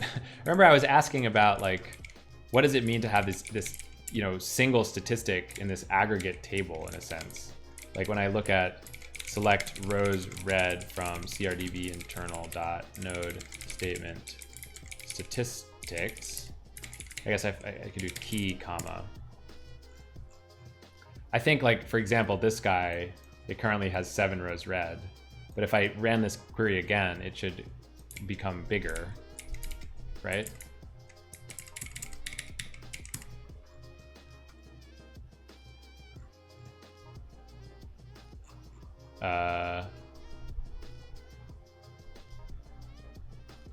No, it's still at 7. I don't get this. What is this add thing about? When do we run this? It's a mystery, I have to say. It's really quite a mystery. Oh, this happens when we're doing retries? What is this? What is this appstats.add?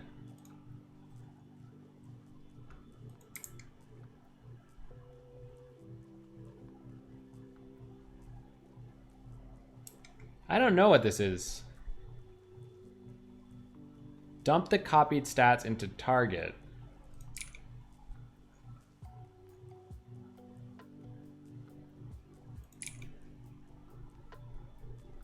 Yeah.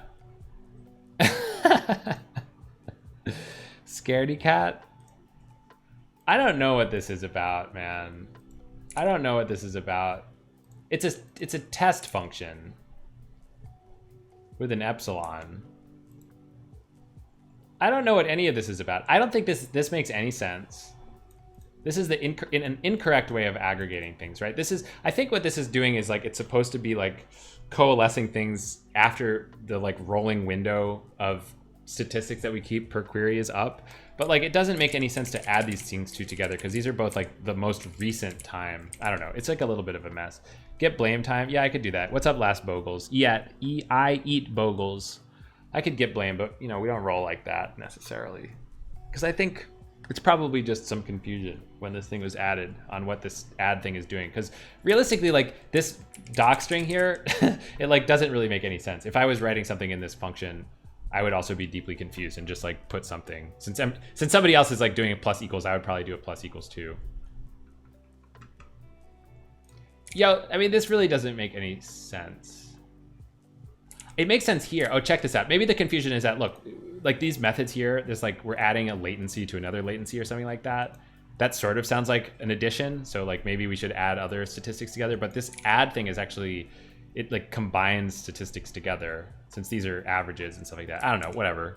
I'm gonna ignore this stuff. I think that there's a bug fix. I think the bug fix is basically this.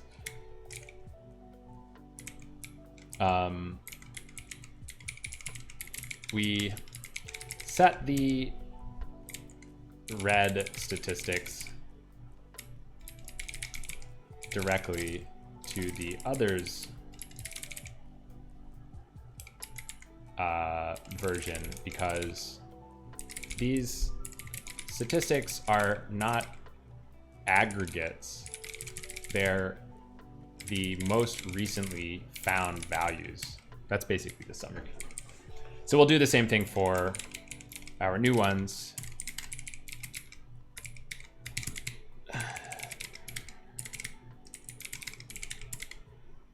I don't know. It's very unclear if this is like important, to be honest. But I don't know what the deal with this stuff is. We use this in a test. The tests.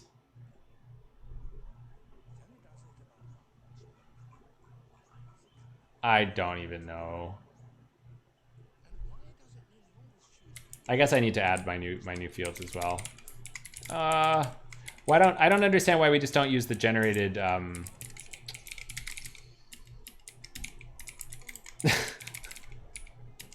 the generated proto like comparison functions. Maybe it's I don't know. I'm not gonna think about it. Too much. Okay. So the thing I really came into here to look for though is that eventually we do report this stuff out, right? And I think it's basically we only do it here, huh? So in CRDB internal, in this table that we were looking at together, it looks like we return the most recent quantity of rows read, bytes read. And we could conceivably add our network blocked amount and stuff like that. I mean, realistically, this table is also getting so wide that I'm not sure if it's even like nice to have this stuff anymore, you know? Like show create CRDB internal dot node statement. Databanks. Like we have so many things in here. Hey, I eat Bogies. Thanks for the follow. So we're going to be adding another field to this. And the other thing is that like nobody ever looks at this. Like the real dream, you guys, the real dream would be that we should be able to see this stuff in the UI. Databanks. Which I can't see right now because I built it without the UI. Shinha, thank you for the follow. Proto comparison wouldn't let you check that fields differ only up to some epsilon. Is that so? I mean, I think that the reason that there's this epsilon thing is just because float comparison is like not exact. But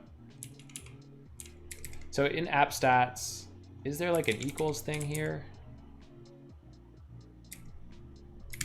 Oh, it's because of this numeric stat thing. Look what we've written. NB, when this changes, make sure to update almost equal in appstats.go.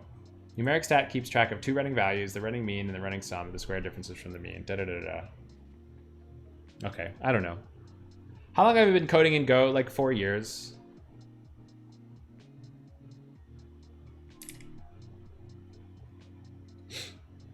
About 4 years. I did some Go programming like a really long time ago in college, but then I forgot everything for another like 5 years or something and had to relearn it from scratch. I did kind of a cool project with Go in college. It was like there's this, I think it's like an architecture, as you'd call it, called MIPS. I think it's like an ARM architecture. And I built like a really basic simulator for a MIPS processor or something in Go, something like that. You've had it for a semester and you've enjoyed it. It's intuitive. Computers Yeah, hooked into over I like it 1,000 too. data banks throughout the world. Young Tug 69, thanks for the follow. Yeah, it's. I think it's like it's a simple language, which is really nice. There's not like too much crazy stuff going on with it, which means that for me, it means that normally I feel like I can get my ideas out of my head and onto the screen without too much thinking about like the proper abstraction to use.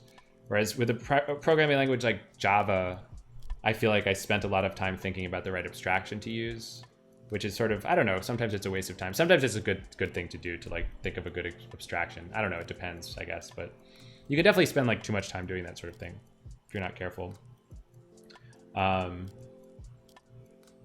Not to mention, you know, I mean, I think my favorite kind of programming language, just like in a pure sense, would probably be the like standard ML, Haskell, Scala, like strongly typed functional language sort of thing. And those you can really spend forever programming just because there's so many different ways to do things and you really want to get everything just right. But that's definitely, I don't know, I think that's kind of a waste of time. It's like C and Python had a baby. Yeah, I agree. Go's been growing on me. Go routines are, what is that emote? Zebra tune. I like that because it forces you to spend a lot of time thinking about error handling. Yeah. Yeah, channels. Yeah. I think what's interesting about channels, what happened here? Okay, too many calls in record statement. I probably just didn't finish doing this refactor.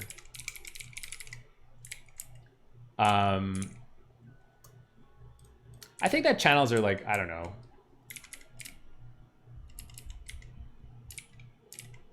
They're like a mixed blessing. It's if you use them, if you're not careful, you have to just like think about performance basically if you're using them. Because they're not, you sort of want to avoid using them in a really high performance capacity. And that kind of is sad. It's like if you overuse channels, you'll become sad. That's kind of my moral. But for like high level Go routine synchronization, I think they're extremely good.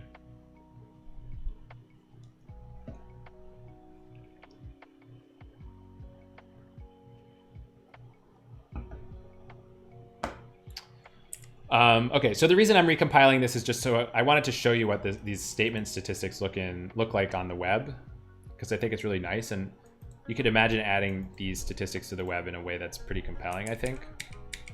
So if I run my demo and I open up the UI, and I guess it gets a default password of root and admin.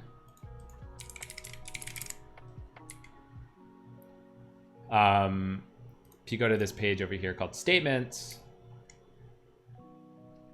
it tells you some stuff like it was implicit transaction, it had 0 retries, it was executed once, it returned some rows, and it returned some rows. So how do we get this then? That's what I don't understand. Average number of rows returned. Something is funky, dudes and dudettes. Okay, let's do select. Sure, if you're writing low-level database routines, yeah, probably. Channels would be nice for parallel execution plans. Yeah, we do use them for that. Select star from a, let's do insert into a values 1, values 2, value 3. Okay, so we got a table with 3 integers. And every time we run select star from A, it's going to return 3 integers. And then if we go back to the web, hopefully if we refresh, we'll see select from A. It was run 4 times. Rows affected 3. Yeah, you know, here's the thing though. I don't think that this is right. I think if I then inserted a few more values into this table, it's not going to be the average. The average would be 4, but I think it's going to give me 5 when I say select star from A.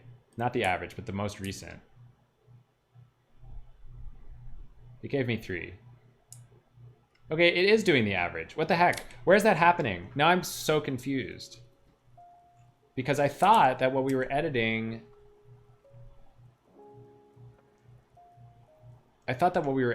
was this rows red thing, you know? We set rows red equals stat set rows red.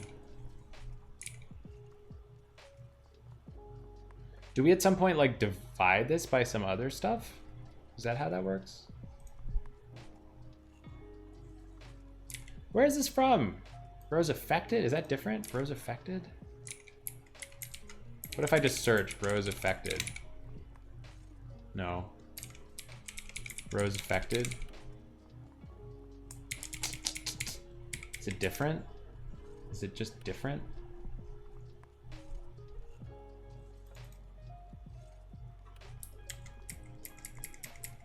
Con executor exec? Rows affected. Oh, is it this? Oh, okay, so it's just a separate metric. It's this rows affected thing. That's bizarre. Rows red. Oh, yeah, obviously. Sorry, I'm just completely out to lunch. Rows affected means the number of... It's a little bit confusing, but it really means like the number of rows that we returned. It's also like... It just makes no sense. I mean, we should really fix this to be a little bit more straightforward. It should say rows returned because that's what it is. No, it's not just that. It's like, it's a combination of things. If it's a select, it's rows returned. If it's an insert or an update or a delete, it's going to be the number of rows affected. So it's just it's potentially 2 different kind of quantities. But what we don't track is the number of rows read. And what I would want to add is like, you know, another column here in this nice UI. Maybe it's too wide at that point, I don't know, but it's going to say the number of rows that the actual database read from the backend, you know? Execution stats, maybe it could be in here.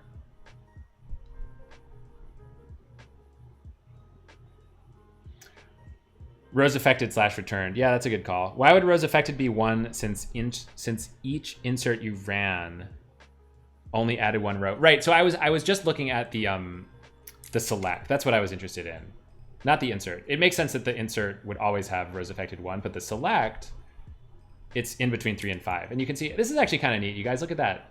I didn't know that we had this, but we have this little box and whisker chart that says here's the mean, and then here's the standard deviation. It pokes out a little bit to the right, showing that.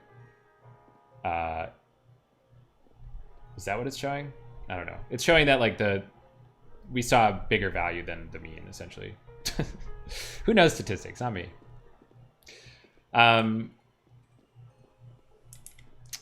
So yeah, you know, I guess it just could be kind of cool to in this page, this execution stats thing. We could also have average rows read, something like that. In order to keep track of that, I guess I need to use another one of these, like,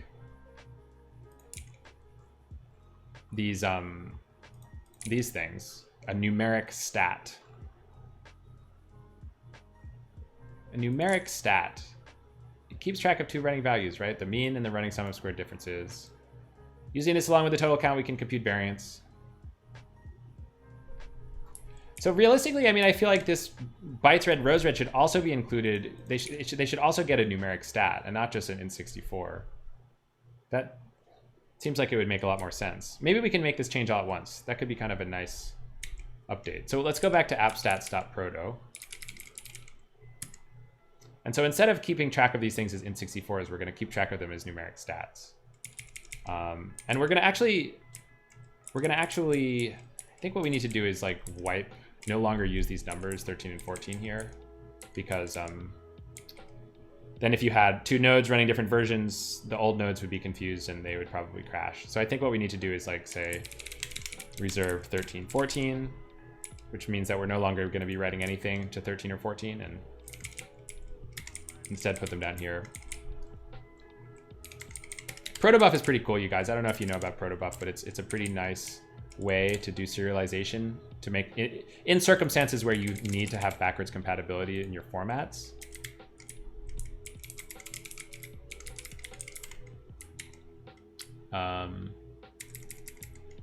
I think some people don't like it for a couple of different reasons, but if just from a perspective purely of like, I guess what would you call it? Evolving protocols between microservices, very good. It's very good. I think people have a complaint that it's not zero copy as a protocol. Meaning when you see these things over the network, you have to copy a lot of bytes into fields for the programming language to be able to read from the fields. And there's some other serialization formats where you don't have to do any copies, but they also probably have their own downsides. You're a fan of Protobuf? Yeah. Me too, on the whole. I mean, I do have latency. I mean, I do have like performance bones to pick with Protobuf, I guess, but I don't know. You can't fault it that much because I don't think it was necessarily designed for, you know, squeezing the last bit of performance out of serialization. I don't think that was the point. So let's say bytes read collects the number of bytes read from disk.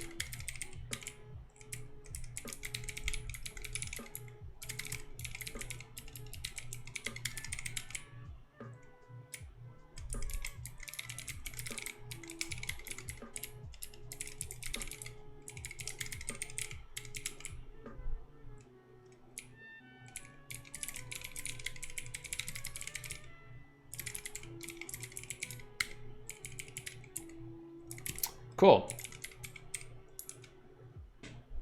And this is going to cause a bunch of other updates. We're going to need to change a bunch of other things, but that's fine. I think that like that like sketchy add method's going to have to change again, but what are you going to do?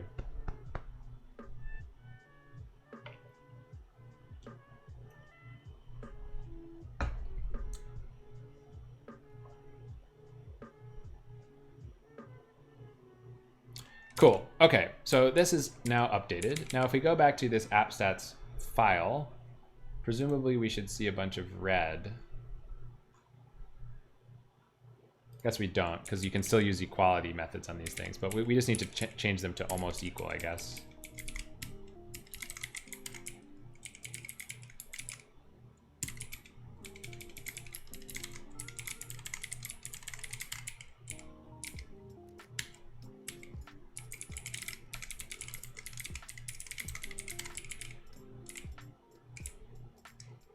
Whoops, I did something a little bit wrong.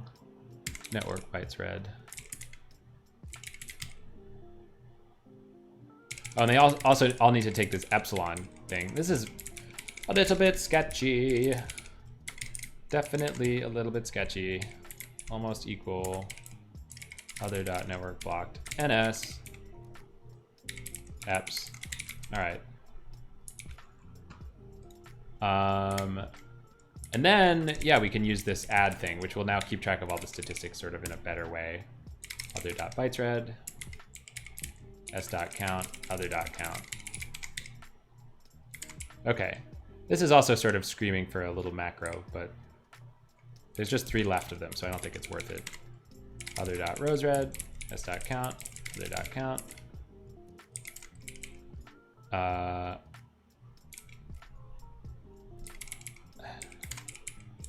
Network blocked ns dot add other dot network blocked ns dot count other dot count. Just one more. Just one more.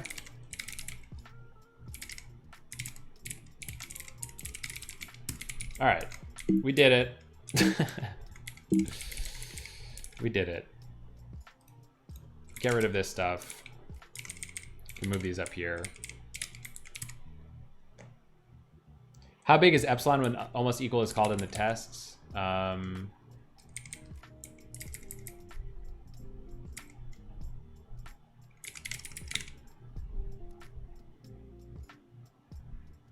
this big.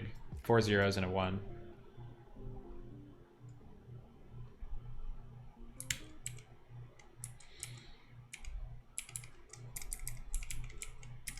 So here we got to use record instead of equals.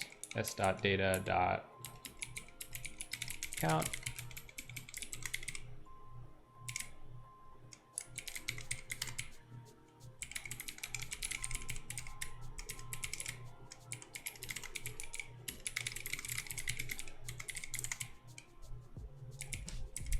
What's the matter with this, huh?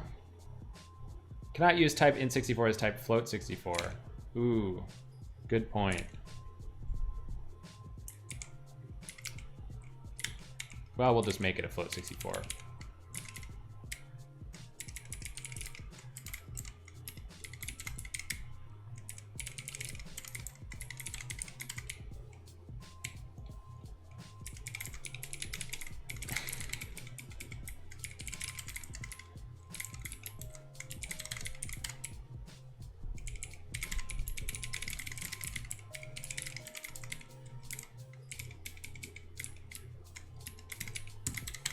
Okay.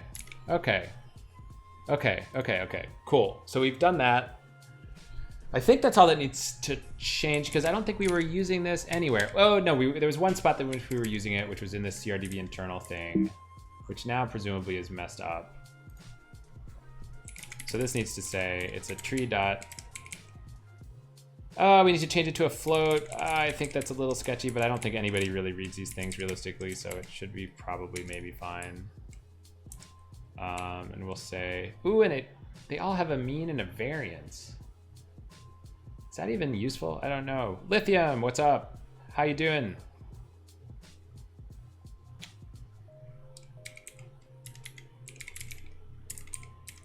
How you doing? I hope you're doing great. I hope you're doing great. I think just for the purposes of making this stuff like line up, we probably should have this have an average and a variance, but I don't like how big this table is getting at all.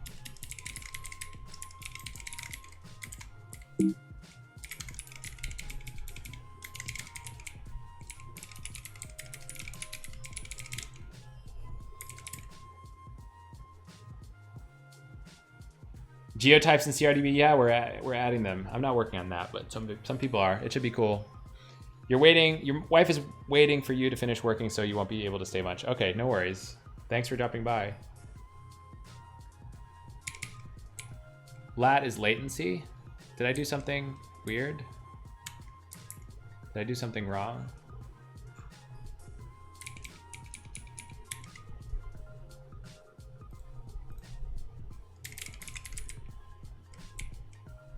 Did I say latency when I meant to say variance or something? I don't know what I said. Get variance, s.data.count. Get variance, s.data.count.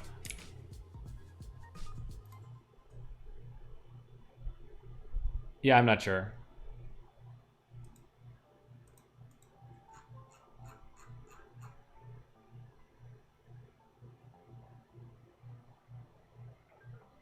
I think it's kind of bad practice to change to like delete a column from these system tables, but I just don't know if it's that big of a deal. Maybe somebody will complain. Oh, lat if latitude. Oh, I see. I see. We happen to be adding geotypes separately, but that's unrelated. What an exciting miscommunication. All right. So you know what could be kind of cool is like what if we actually, so let's just rebuild this baby. What if we use this change as an excuse for me to figure out how to change this web UI? That could be kind of fun because I really don't know how to do it. But this is such a simple change that seems to be like already prototyped out in pretty much every way besides adding a new field that I probably could figure out how to do it. That could be kind of fun. Just need to start Latin long. That's cool. Yeah, I think pretty soon we'll have basically PostGIS support if you're familiar with that. It was quite a lot of work, but we have a good team of people working on it. It's pretty neat stuff. A lot of math to learn to figure out how to do PostGIS stuff. This is what I understand.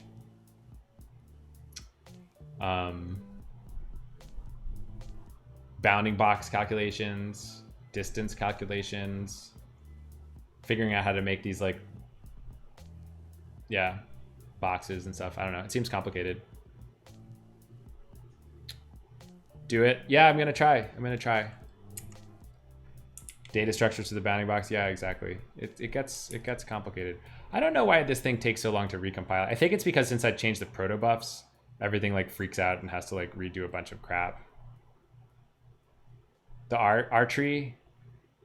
I think that they use, yeah, I remember them talking about that a little bit, but I don't know what they do for it. Okay, so if I had to figure out where this stuff lives, how would I do it, right? How would I do it? I think what I would do is search for where we use something called service lat. Service lat.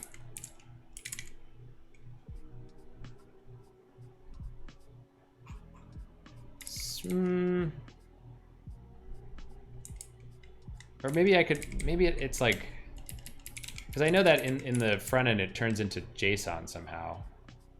See this JSON equals service lat? Maybe it doesn't live in package. Or maybe I added that whole UI thing to my git ignore. Is that is that what happened? If I did rg service lat.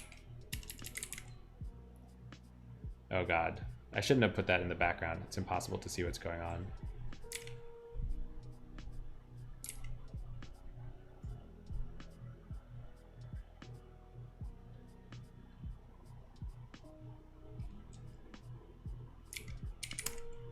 Foreground. Come back to the foreground. Should be using screen. Moral of the story is should be using screen. Who's still a screen person? Who hasn't fallen into the cult of tmux? I'm like a screen apologist just because I know how to use it. I never figured tmux out.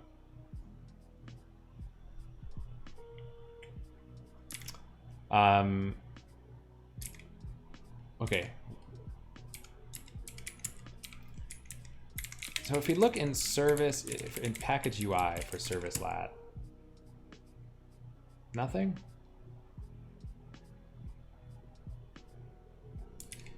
You sort of still know screen. You used to use it to background processes on your server. Been meaning to get to tmux. Yeah, I think tmux is just like people rewrote screen essentially. So I don't know what to say about that. Let's actually, maybe if we open this demo, and maybe if we go to this page, we can like look at the source or something to try to figure out how it works. I'm such a noob when it comes to front end stuff, you guys. It's really out of control. Execution latency by phase. Ooh, I guess we'd have to sort of make a new section for this, but that should be fine. Ooh, you know what I could do is search for this phrase. I could search for this phrase. I think I'm gonna do that. What the heck? Oh my god, everything is destroyed. Okay. Search for this again. Try not to capture a new line this time. All right. Oh my gosh, it's a TSX file. This is like going into a scary new land that I've never lived in my entire life. Okay. Execution latency by phase. Whew. My god. Okay, there's something called a numeric stat table. And it has, it's got underscores. Parse lat, plan lat, run lat. All right, so I could make something down below that said other execution statistics or something.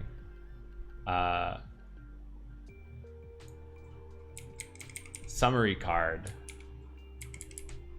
Okay, wow. Tab pane. Oh, I see. So this tab pane thing corresponds to one of these guys over here. This is your jam. Yeah, I bet it's your jam. Okay, so we're gonna make a new summary card, I guess. And we're gonna put it down below here. So we'll say summary card, grab this. We're gonna make a new numeric stat table. And this stuff, I guess, I don't know, we can just copy all of this, in fact, and just edit the text. And hopefully that will be fine. I don't know what this is about. H2 class name, base heading. I don't know what this is about. Oh, I see. This is an H2 containing the text. So we can just change it to say other execution statistics. We can bike shade this later.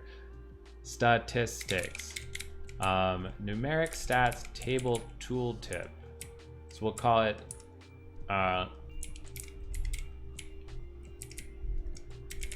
other stats table tooltip, and we'll say statistics about the execution of this query. Seems really pointless. Do we even need a tooltip here? I don't know.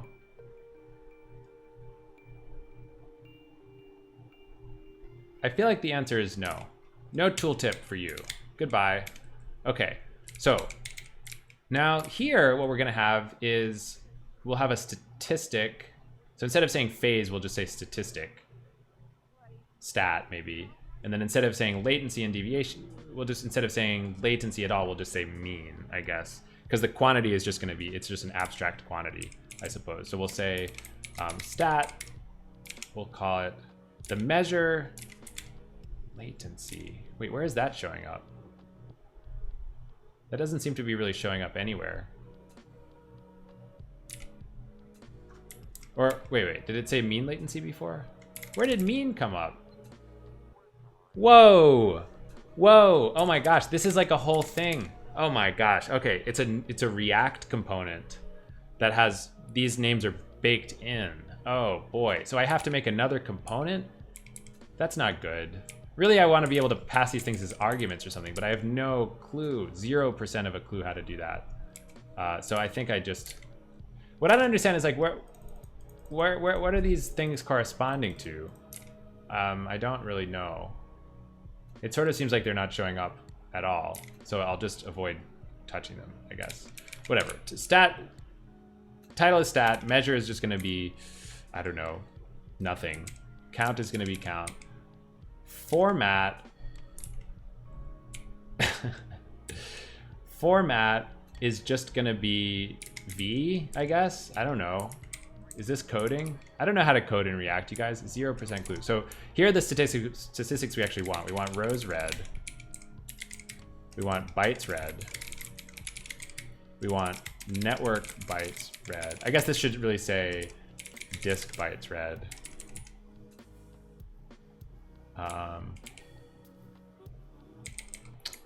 Network bytes red, and then network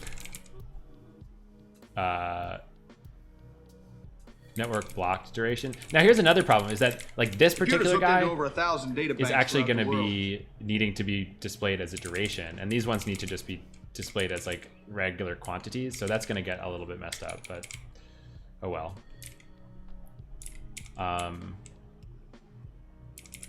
All right, so I guess next we need to figure out how to pass in new statistics into this stats object thing. Why does the last element still need to have a comma after it? I think it doesn't have to. It's just like sort of a convenience so that you don't have to make sure that your last element doesn't have a comma after it. So you can keep adding rows below without having to change the final row. Okay, so what is this stats object and how it's a statement statistics? Where is that thing defined? I wonder. So if I statement statistics,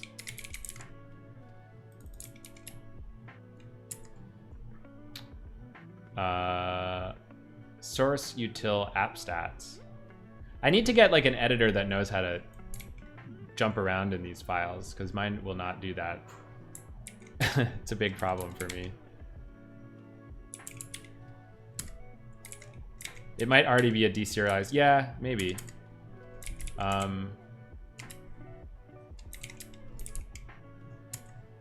I do have FZF, but I don't know.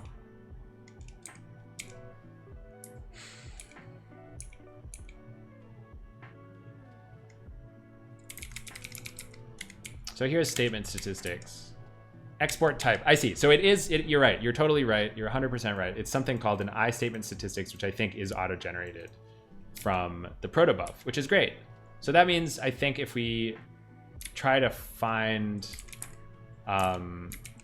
statement statistics in our protobuf, this is in fact the thing that we're editing. So we should already have access to these new fields, which is awesome.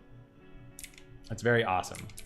The thing that I'm a little bit worried about is that it does seem like there's a whole bunch of stuff in here to like combine these things, which I don't know why we'd have to do that again on the front end, but it sort of looks like we do. So I'll probably have to edit this thing as well to add all of the things that I just messed with, I guess. But I'm not sure like when this is used or why. There's a flatten thing. I don't know. There's a whole bunch of stuff here. I'm going to ignore it. Always healthy to just ignore stuff, right? Okay, so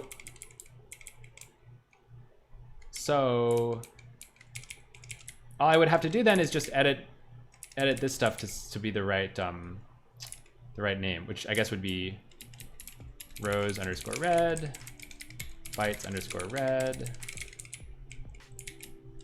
Now they all have these different bars. What's the deal with that? What? Rows breakdown? What is this? Latency breakdown is a function that does some stuff. And they're imported from another file called bar charts. Okay, so I guess I have to edit that.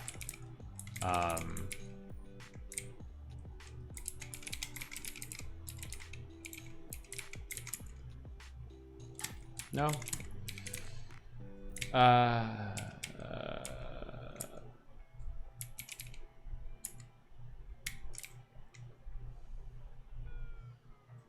Oh, these are like imported things from the library, I guess, right? I don't know what these things are. What is rows breakdown? Oh, I just must have misspelled it. Bar charts.tsx.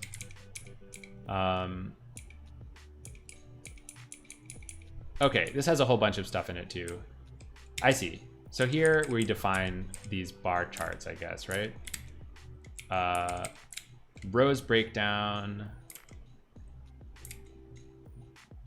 What?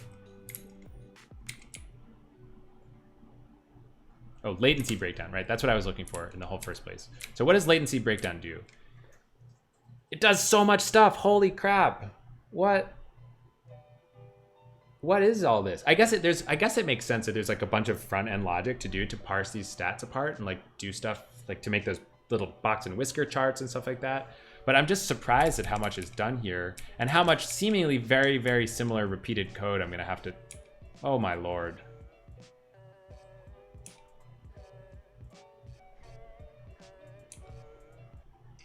Is it, you guys, is it just me or does this all seem completely identical? Like,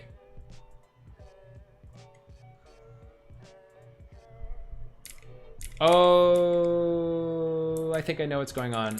Okay, so let's pull this back up.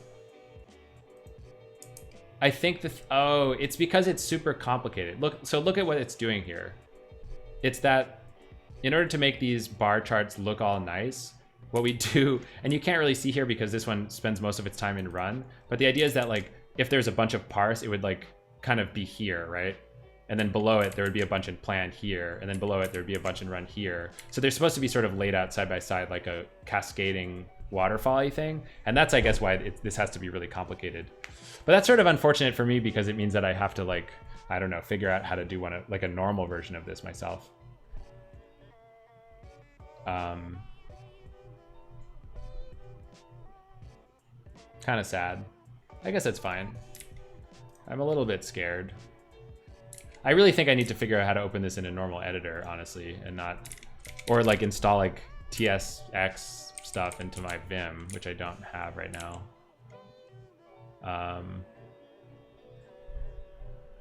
It looks to me like they wrote it without having to guess what abstraction they need, so they punted on making it reusable, which is defensible. Yeah, I think I agree with that. That sounds about right to me.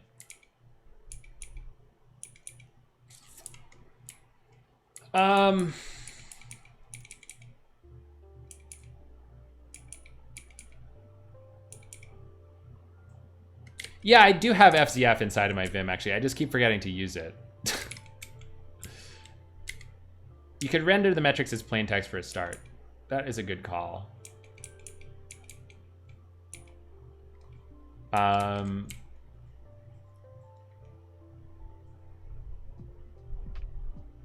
Right, I guess that, like, I think what's happening here is that this value does get just rendered as plain text, right? And this bar chart, we can just ignore it. So I guess we can just get rid of this altogether. I don't know what'll happen, but we can try it. No bar chart for you. So this is network bytes. Network blocked dir. Or does this take, is this like duration ns, I think is what it was, right? Network blocked ns.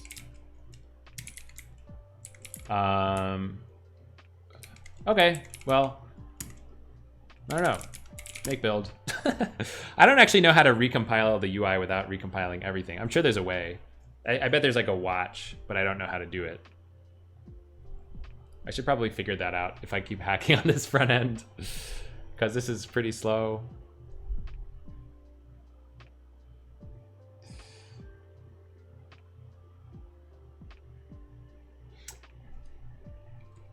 Webpack. Webpack is extremely slow, or something about it is extremely slow. Maybe it's the way we've set it up, but it takes usually like 20, 30 seconds, even after you just do like a little baby change like that. I don't really know why. Kind of scares me. What could it be doing? It's doing transpiling, right? Just like the little program that we've been working on in the stream like a month ago. But why it would take 30 seconds, I don't know. Maybe it's just a lot of code to redo, something like that. I guess it's a medium beefy UI, but it's not that beefy. I don't know. I don't know. It could also be the way that we like pack the whole UI into like a Go file. There's this bin data thing. Like this is like this giant file with a bunch of unknown stuff in it. Like let's take a look at what bin data has. If we can even open it, because I know it's like an enormous file. Bin data has a bunch of stuff like this. Exciting, right? Oh man. Oh man, oh man, oh man. 15 megabyte Go file. Okay, cool. So that finished. That absolutely took forever. Okay, I'm gonna need to figure out a way to make this better, right? It's just not gonna work otherwise. C demo.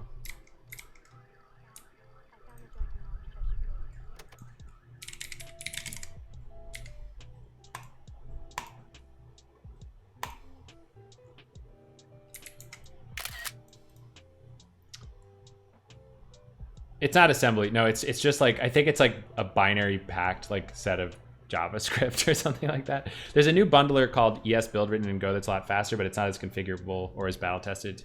Yeah, I don't know. I mean, I'm not really one to talk about this stuff because I don't actually work on it.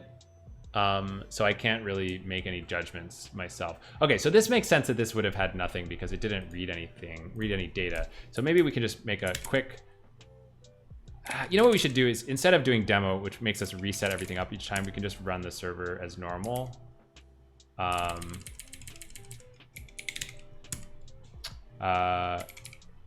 back. C SQL, create, use KV, select star from KV limit 10. Okay, so if we run this a couple of times, then hopefully in the front end, which is now gonna be at 26,257, or whatever it is, 8080. Hopefully at this point, we're gonna see,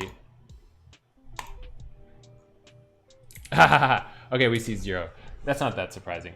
Yarn, yeah, there's some yarn. Let's try yarn start. All right, I'll try it.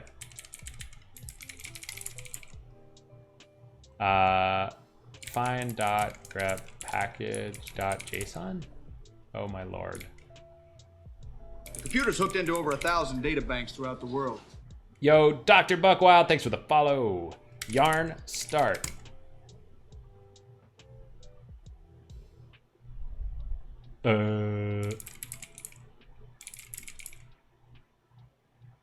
I'm gonna have to figure this out another time, I think. Like this yarn stuff, because I think somebody's just gonna know and tell me. Well, there's a README. There's a README. There's a README. Computer's hooked into over 1,000 data banks throughout the world. Tyler DNA, thank you for the follow. Make watch. Target equals cluster HTTP URI. Node.js proxy. Make UI watch. Oh wow, this seems kind of neat. Okay, so we're gonna do make UI watch target equals target cluster HTTP URI localhost 8080.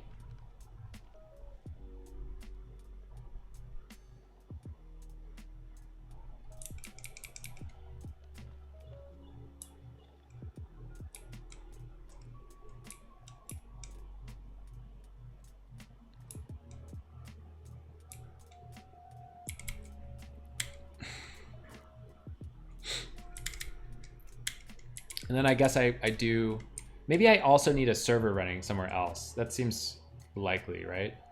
So I guess I probably need to be like,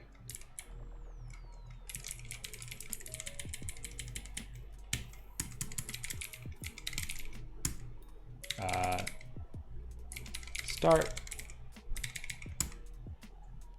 Yo, Bro Honster, what's up? What's up? Oh my God. Look at this. Check this out. This is some crazy, crazy. This is like I'm in the Matrix. This is like an end curses. This is like an end curses UI. Oh my God, it's wild. Okay.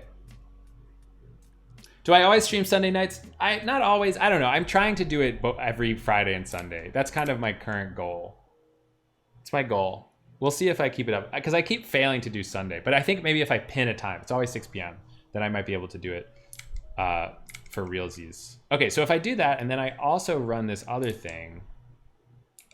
Oh wait, no, it's just that. That's it. That's it. That's it. That's it. Make UI watch. Okay, so then maybe if I go over here. The computer's hooked into over 1,000 data banks throughout the world. Yo, changing variable. Thanks for the follow. I have no idea what this UI is. Your guess is completely as good as mine. What I can't really tell is like, is this doing anything? Like,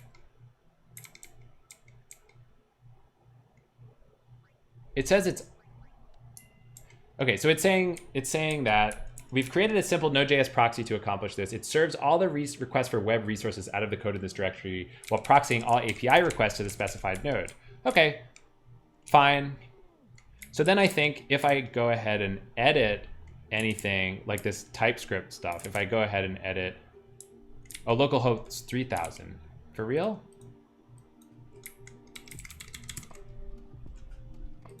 Error? Dude, I don't know, does this thing just not work? I have no idea how it works. It says error occurred while proxying requests from 3000 to 8080 host unreach. No, but the host is reach. The host is for sure reach. I don't know, you guys. Like, this might just be kind of... This might just be busted. I don't know. I have secure off.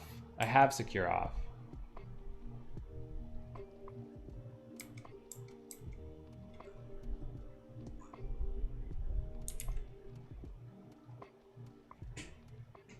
I don't know.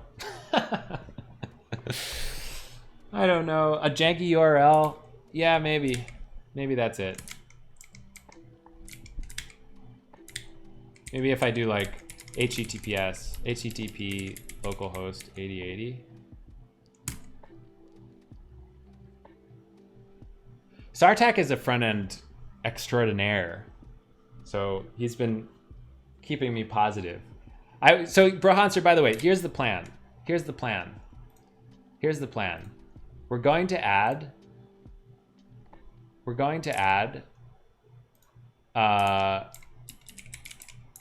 some statistics about the number of rows read. Hey, it worked. You're right, it was a janky URL. Man, this man is a genius. This man is a genius. We're gonna add these statistics that we have about rows read and bytes read and network bytes read, and also network, like how much time we spent blocking on the network to the front end, and just in general to everything. But I figured, like, why not try to add it to the front end while we can. So what I was gonna do is statement stats.tsx or something. Statements. It's like Windows not big enough.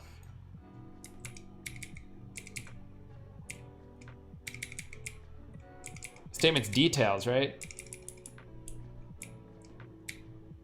Oh my gosh. No, I don't know any JavaScript or TypeScript. I don't know anything. I'm a total noob. Statements, what the heck was it called? Oh my gosh. This is impossible. Statements.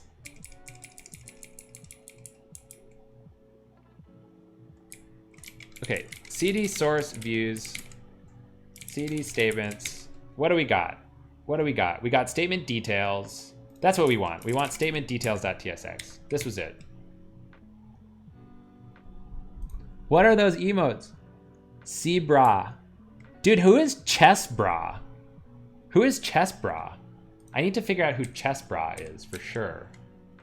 Okay, so we pass into this numeric stat table thing some rows with some values. And for some reason, something just is not really working properly. So let's try to figure out what this numeric stat table does. Do I need to? Oh, default props, default props. I don't need to specify this because there's a default. Hell yeah. So if I save, does it mean that it's gonna refresh? Did it refresh? It doesn't seem to have done anything, but I don't know. Oh, it did. It recompiled. Okay, sick. So wait, if we go back to the front end now and go to statements, there are no statements since this page was last cleared. Okay, so we have to do this again a bunch. Okay, refresh. All right, select from KV, execution stats. Hey, we got some fat zeros. Hell yeah. It's a couple of GMs who are broy. That's cool. Okay, we got some zeros. You know what we need to do is just make sure that our stats are even working at all. So let's do select star from CRDB internal dot node statement statistics to make sure that we are even collecting anything right. Oh gosh. What was it? Rows read average. So key rows read average.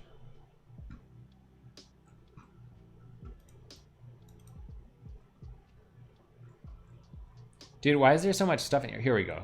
Select star from KV limit, blah. The average is 10.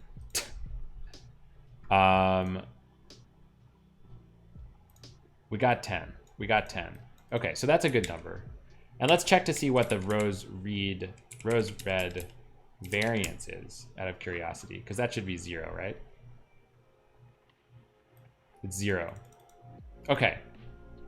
So we know that something is right in a sense. And here's another question. When I go, we should be able to look at the network page, right? We should be able to look at the network page. And when we refresh, we should get some stuff, maybe, about statements. This is interesting. Okay, this has quite a lot of information inside of it. Maybe this is what we are excited to see. So for example, oh, these are the plans. And they're also serialized in some like maybe proto-y thing, so we can't exactly look at them, which is sad.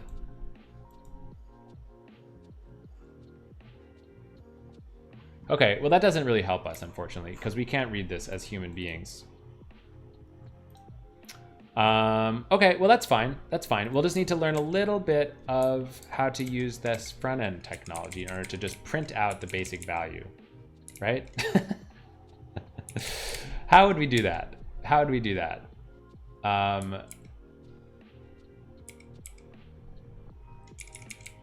It looks like, is this how you print something? You just do a little dollar brace thing and then a variable? I have no clue, not a clue. I saw rose red. Stats dot rose red. What would this do out of curiosity?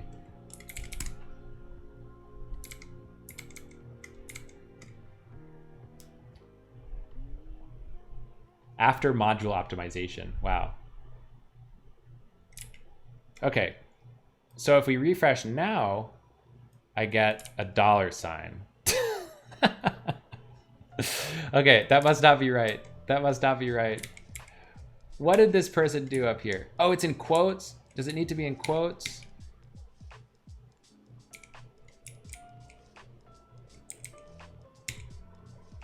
No $sign? And it's gotta have an underscore. Okay, try again. Try again, try again, try again. Let's go, let's go, let's go. Come on, progress, make it happen. Oh God. This is brutal. Something didn't work. Oh my Lord.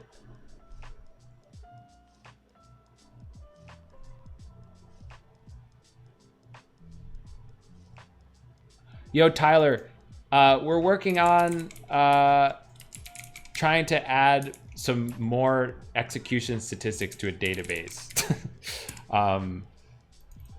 There's this @project thing. Yeah, Sartak, I think you have a significant delay in your connection. I don't know what it is. I don't know what it is. But I think it's like if you're watching on a console, it's like it's at least a minute behind or something like that, just by default.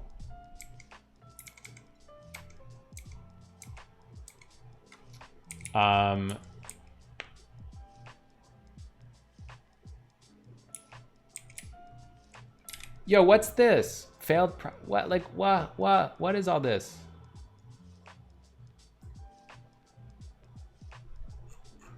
I can't pass dictionaries in. Oh, I see. I see. I see. So this rose red thing actually has a bunch of, right, it's probably got a .mean or something, right? Let's try that.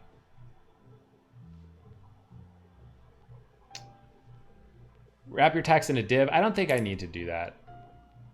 I don't think that was the problem. Hey, okay, check it out, it worked. Oh my God. Okay, so we actually managed to pass something through the front end, which is very exciting. It's a first for me. So I guess the next thing is just to figure out, like, essentially this like React component is not doing the right thing. And we need to make a new one probably for our special use case of just printing out, you know, a basic bar chart for each of these components. That shouldn't be so bad, right? Shouldn't be so bad. I think the main problem with this numeric stat table right now is that it's stuck doing, I mean, phase is just the wrong number, wrong thing to say. It's the wrong thing to say. So we've got,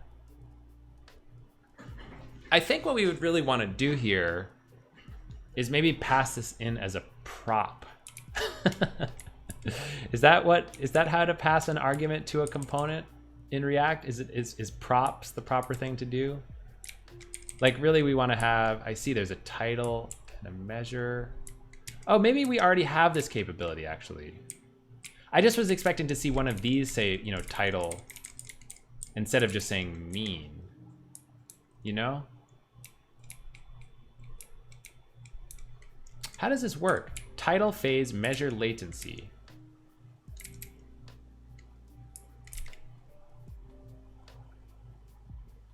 I don't get that. I don't understand that. Where do we use this title thing?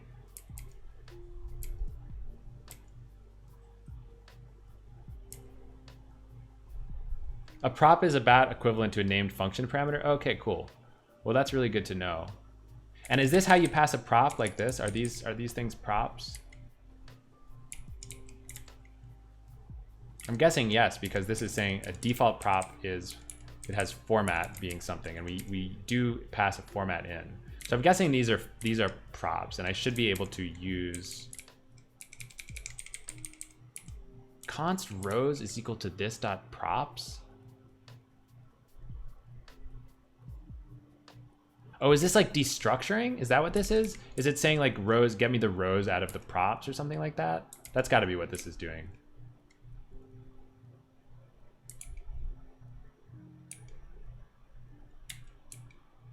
Okay, cool. So I think this should be fine. Oh, mean this props.measure. Oh, okay. So really we should just say, instead of saying phase here, we should really say like this dot props dot title, something like that. That's how to do this. Okay, this is kind of neat. This is kind of neat. I think we just didn't use the title before, and that was kind of a mistake. Okay. The props of this component takes are listed right above in that numeric stat table props type. I see. Okay, very cool. So the title is going to be, it's just gonna be stat, things red, right? Rows red, disk bytes red. I don't know, it'll just be stat, whatever. The measure is gonna be nothing. Doesn't make any sense to have this be a Computers measure. hooked into over 1,000 like data banks throughout the world. I'll just call it quantity. Yo, Hexstatic, thanks for the follow. All right.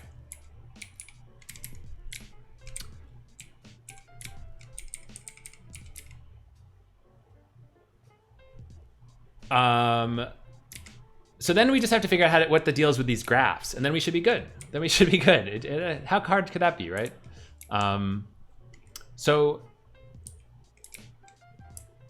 we figured something out about this before, and the way that it worked is that, right, we pass in these bar things. And where's bar used? Bar is down here. So it's either bar or it's null. So what we need to do is pass in a bar function that's like reasonable. And I bet that there's like a default bar that we can copy from, like, for example, this one. This is a pretty default looking bar. So in stats by node, there should be one that's pretty defaulty. So where would that be, huh?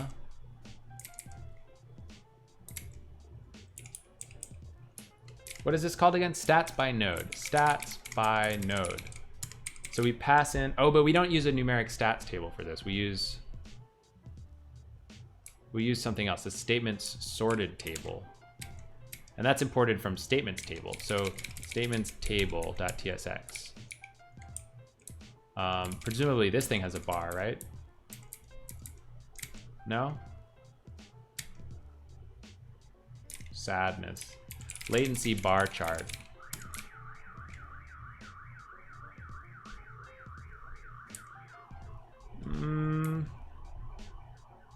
What's a count bar chart? That sounds nice and simple. Why does this have to be so tricky? I don't get what like all of these underscore and dash things are about, you know? Like I don't really understand what the point of that is at all.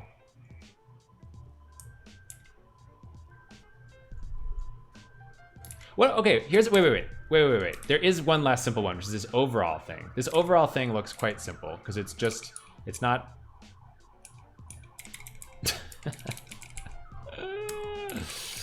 No. Why am I so bad? Why does this not make any sense? Okay, here's overall. The overall bar chart looks like this. We call this latency breakdown thing, right? That's in bar charts. Let's open that up. Overall bar chart. No, this is way complicated, dude. This is way complicated. We don't want this. What we want is that count one. The count one was simple. Count bar chart. And the way that this is defined is what? count bar chart. Oh! Wait. Make bar chart gray, count bars approximify. Oh, and we have to define it because they have little tooltips. Is that the issue? Dude, I don't get this. Count first try? I really don't get why this is set up this way. But let's just go, you know, there's no need to question it because I literally don't know how this language works. So we'll make some new ones. We'll make some new ones. Everybody knows that relational databases don't scale. Yo, StarTech, thanks for the 2 months. I'm crushing this front end. Join. Thank you, man. And write to disk. Welcome back.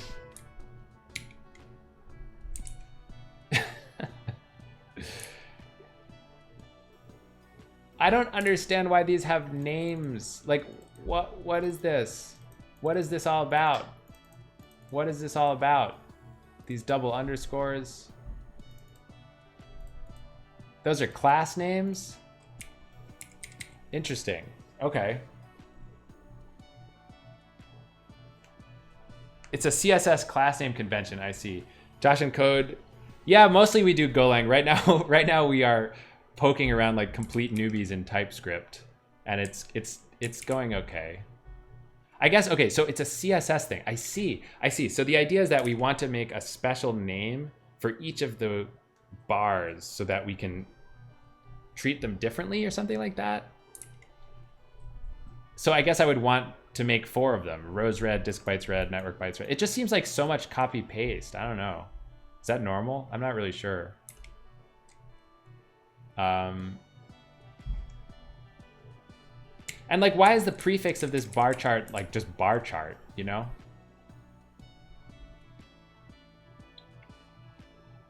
I don't know. Whatever. I'm just gonna say other stats bars. It's a little wordy. The convention is called BEM, block element modifier. Interesting. Thanks for that. I didn't know. So we're gonna have rows red. We're gonna have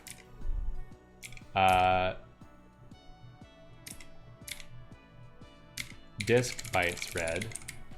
We're gonna have network bytes red. Josh and Code, hey, thanks for the follow. Whoops. We're gonna have network blocked duration. By the way, Josh and Code, most of the time we do Go.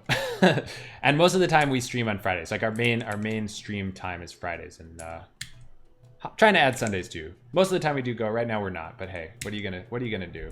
So then we just have to update each of these things to grab their means, I guess. Which is another odd thing, because like somewhere we have to get the variance too, right? Because yeah, I don't know, man. I don't know. Rows red. Like, why are we retyping all of this stuff? Disk bytes. We've got underscores too.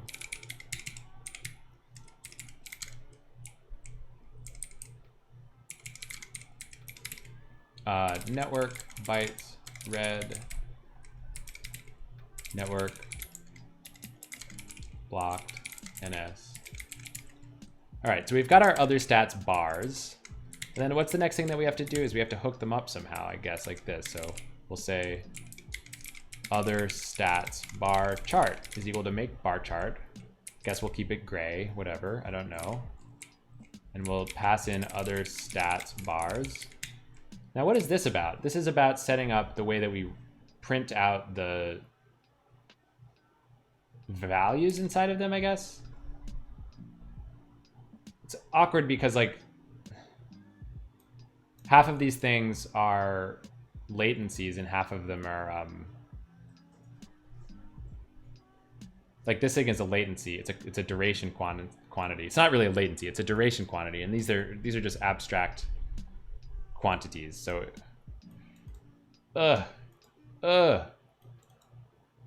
There's no abstraction that allows us to format these things differently. And maybe it doesn't make sense to put them in the same like component altogether. I don't know. It has an extra red in there. Thanks.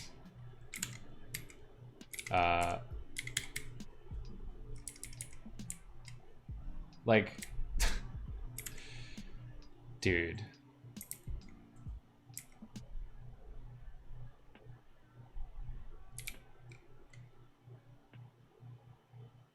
Dude, I don't even know, man. How can it be that we pass these things different number of arguments, by the way? Like, whoa. I don't get that. Proximify. I'm just not going to pass in anything here. I'm going to pass in just a Proximify like the other ones. Because I don't want to customize it. Databanks. Yo, Julio, thanks for the follow. It could be passing another parameter that indicates which stat it's formatting, or if it isn't, it could be. Ooh, that's an interesting idea. I like that. Red. Fix that. All right, so we fixed our bars, maybe. And where do we, again, use this thing? We export it again in this file, which is called statements table. I don't know why we do this, but I'll just do it because we're cargo culting. Other stats bar. Other stats bar chart. I see, so we've made a component and now we're instantiating it. But we're only instantiating it once, so it seems odd to me that we would need to do it like this, I guess. Statements table, call latency, call.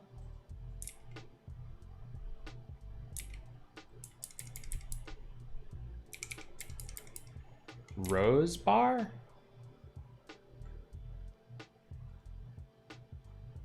What is this? Approximify is adding the milliseconds or microseconds. You have no idea what's going on, but you're hooked. Okay, and I'm glad you're enjoying, man. Column. Yeah, but what I understand it's column, but like, what is the meaning of column in this particular case? You know what I mean? Like.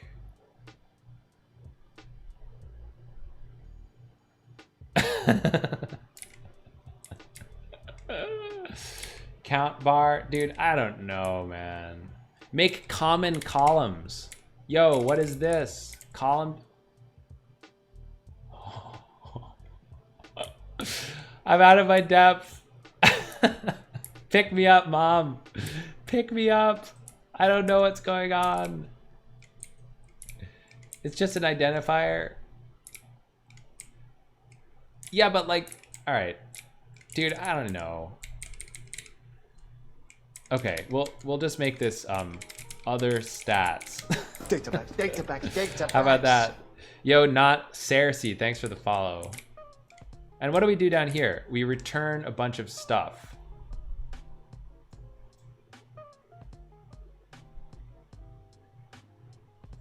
I don't think that I'm doing what I should be doing. This feels very wrong. This feels extremely wrong. This feels like something that I think what's going, okay. I know it's, yeah, of course this is completely failing because I like added a bunch of like total made up crap to it. Let's get rid of this last thing. I think I know what's happening. I think what's happening is that like this like return value here is used in several spots. So like not just in the execution stats, but also in overview. I think that's the issue. Like over here, we're also using it or something like that. And also, yeah, like over here in the like top level guy, this, I think that's what we're talking about when we see this like quote unquote call. We're talking about this value here in a sense. Component, to be honest, this front end piece is becoming a lot more work than I expected. Oh yeah, dude, tell me about it. So forget this make common column stuff. Forget it altogether. What we're gonna look for now is exactly what we're just gonna go back to what we were messing with over here, which is called this thing, right? Parse bar chart.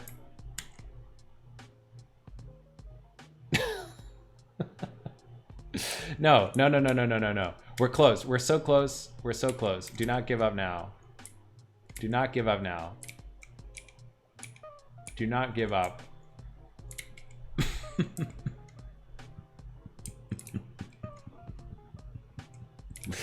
Oh my god. Okay, so here's what's happening. Each of these quote unquote bar charts are getting returned from something called latency breakdown, right? Latency breakdown is a function that comes from here. And what it does is it returns it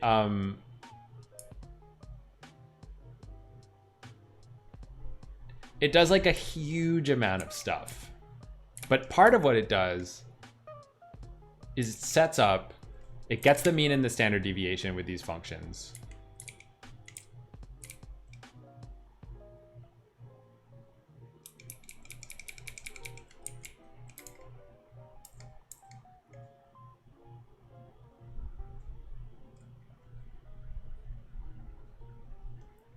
I think what I want to do is return something like this, essentially. I think I want to make a function like this. That's my guess. Okay, let's check this out. So we're going to say export function. Yo, thanks for the follow, Data Cloud. Export function. We'll call it.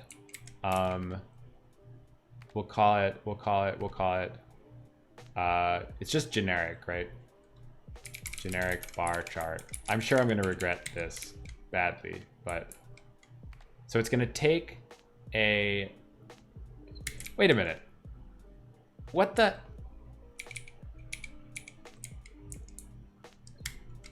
Return an object containing. So here's a question. Oh, it's a method. It's a method, dude. But here's the thing, we like set it over here. We grab out the method from this object. Look at this. So we call latency breakdown and then we like destructure it to ask for all the methods, the quote unquote methods. And these quote unquote methods, they don't take any arguments. So what we need to pass into this rows thing is a function that takes no arguments, right? That's what I'm understanding from all this. So what I need to do is define a function that takes no arguments and use that as my thing, I think. So we're gonna export a function that's going to return a function like this. Okay.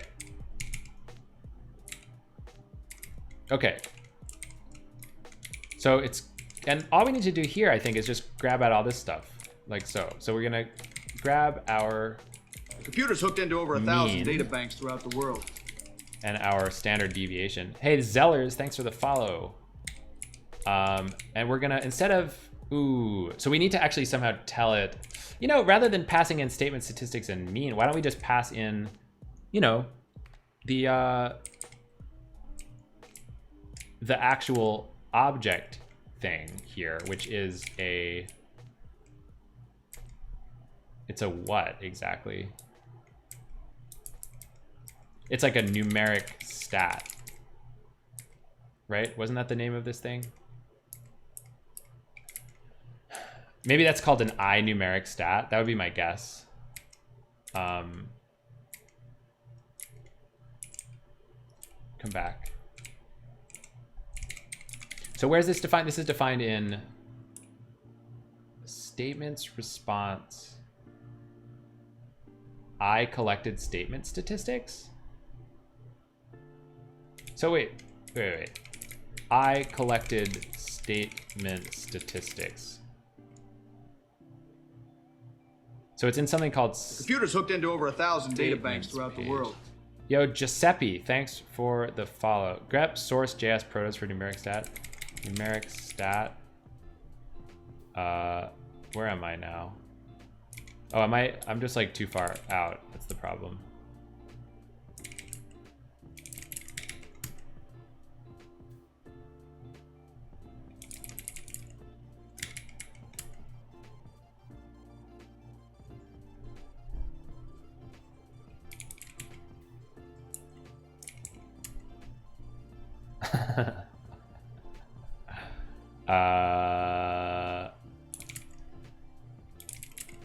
Can't be out here. This doesn't make any sense. Numeric get ignore issue.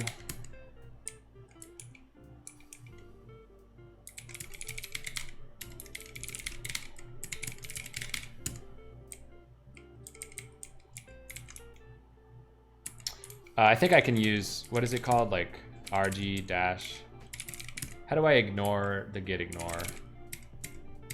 It's dash a, right? rg dash a, I collected statement. Nah, dude. How do I get this stuff out?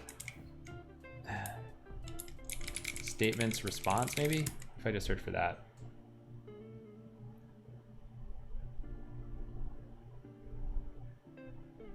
Source util API? What if I look at this file? Yeah, what is this? What is the deal with these? Oh, source.js protos. Okay, so source.js protos. Is that probably, that's probably like what you said. Sorry to ignore what you said there. What was it again? Numeric. Oh my God, this file is enormous. It's like really huge. Okay, so it's a cockroach.sql.i numeric stat. I guess I could have literally just guessed that, but whatever. Oh, and here's the things that I just added. That's kind of cool. Anyway, so I probably want to define another type here, right? Like type numeric stat.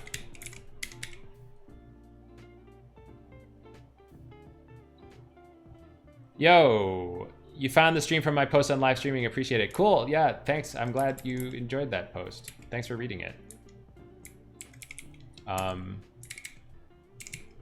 Oh shit, I closed that hole. No.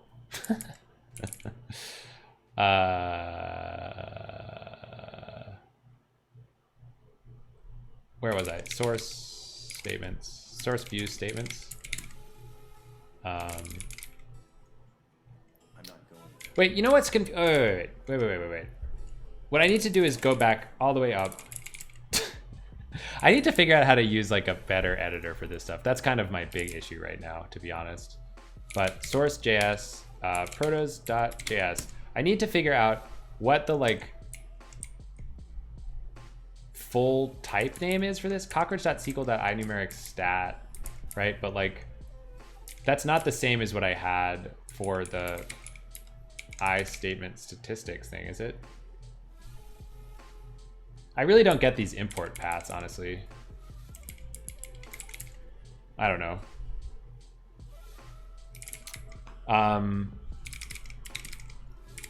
Statement table, is that what it was called? Then we also had open statements. It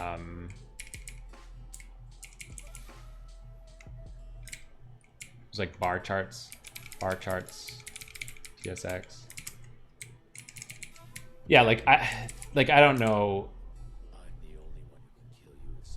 You know, it probably is protos.cockroach.sql.i numeric stat. That's my guess. It's my best guess. Okay, cool. So, right, the whole point of doing this though is that when we wanted to make our generic bar chart thing, we want to take in a numeric stat. No autocomplete is making it hard. Yeah, I mean, my main problem is that I'm just not able to like jump around in the code as the way I'm used to doing with Go, because first of all, I mean, I don't really know TypeScript. I don't really know React. I don't really know what I'm doing at all. I'm just like messing around with something that I have no clue about right now. So it's a bit of a mess, but we're having fun, so it's fine. So we'll say s dot, and this, yeah, so we're gonna say mean is equal to s dot mean. And then here we're gonna say, we're just gonna pass in s and s dot count. I'm not going there. I'm going to find out if I'm really alive. All this needs to be changed. I really should have, yeah, done a find replace on this or something like that. So this is gonna be s.count, this is gonna be mean, standard div format, and then down here, right. So this is kind of the crux of it. It's like when we have these labels, we also really need to be passing stuff in, presumably. So what is this saying? This is saying like, if I go to one of these, mena, if I go to one of these,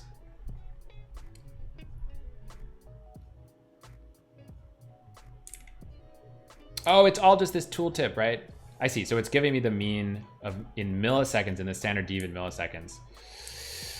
I see. Okay, so we just really want to print out the mean, honestly. A quantityless mean, probably, for now, and see where that gets us. That should be fine. Cool. So we return this function, and then that's it. We're done. And then down in this actual statements page, yo, Mulgort, thanks for the follow. If I name the inner function returned, yeah, you're probably right. I don't know how to do that though,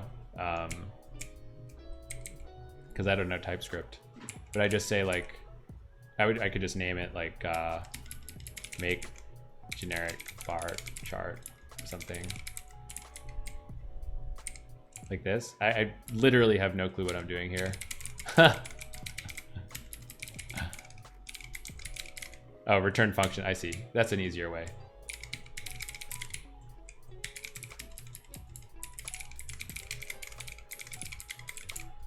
All right, so then over here, I guess the thing is that, all right, we need to open up that other file, statements, details, I think it was. And then we can, inside of bar, we pass in generic bar chart of S. Generic bar chart of an uppercase to, oh my gosh, okay, cool. Thanks for letting me know. I don't know how this stuff works at all. So we'll pass in stats dot rows red here, and then same here. Generic bar chart stats dot bytes red.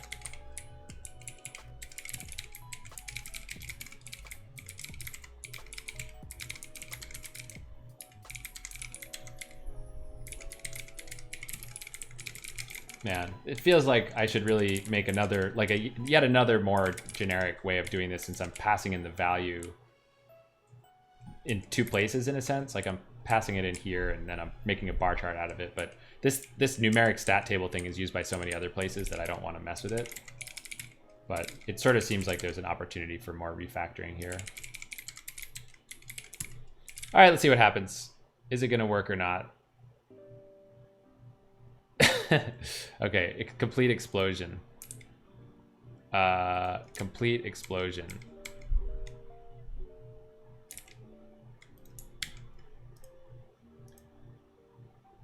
And presumably I'm gonna have literally no clue how to debug this. Generic bar chart is not defined. Oh, okay, it's because I didn't import it.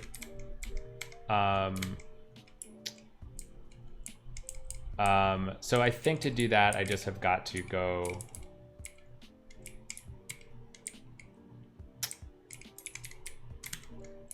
like this. We've got to say, wait, latency breakdown, import blah blah blah blah blah. Okay, so I think if I add now generic bar chart like so, maybe it'll work.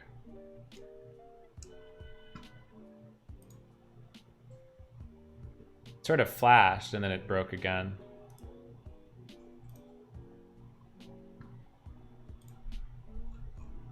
Cannot read property to int of undefined.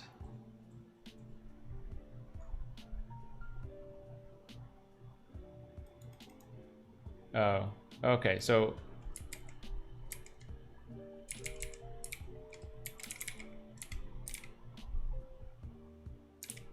when I pass this standard dev long thing, the issue is that, what did I, before we were just passing in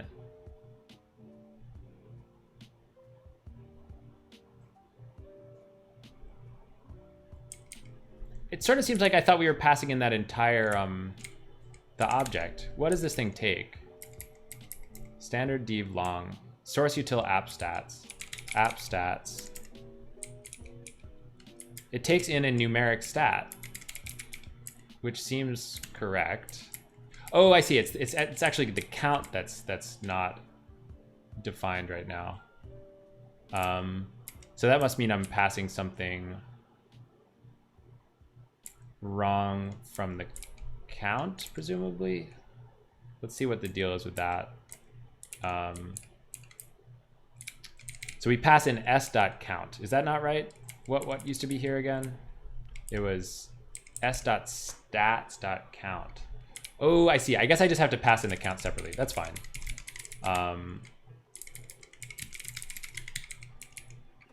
Is count like a, oops, I guess it's like this.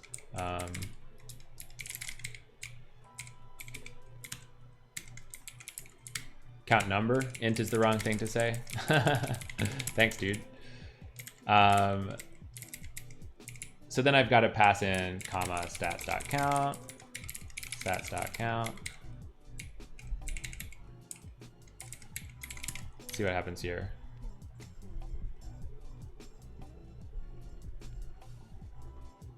Scale is not defined.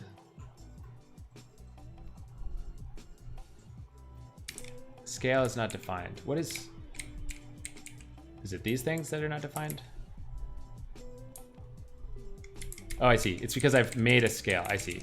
I have to grab this stuff. I probably have to grab the max and stuff as well. Basically, I'm like kind of copying some other code that did something similar right now, to be perfectly honest. Let's just see what happens with this. It might fix it. Yay. No. Okay, it seemed like it got, yeah, max is not defined. Okay, right. We're getting rather close. We're getting rather close. So it's just gonna be math.max of, we add the mean and the standard dev, I guess. And we don't even need to do any like math.max stuff. So we just say const max is equal to mean plus SD.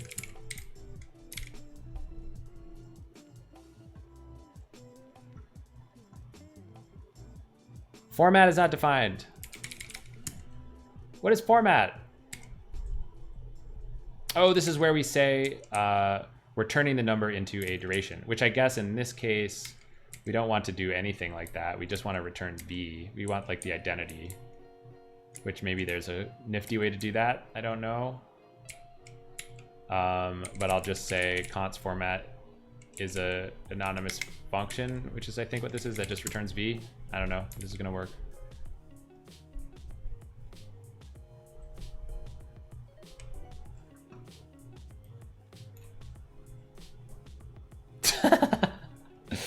I mean, I think it did something. I think it did something. Hold on. Let's insert, wait. What was this statement again? This is called select star from KV limit blah, right? Select star from KV, select count star from KV. No.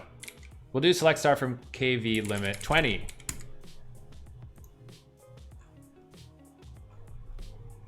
Refresh. Dude, absolutely nailed it. Look, the fact that we have a format thing that doesn't truncate this stuff, the fact that we don't have good anything here, it's all irrelevant because we did the impossible. We actually added something to the front end without knowing anything about TypeScript. I'm very proud. Thank you to Sartak and www for helping me out there. Super fun. You know, this was a massive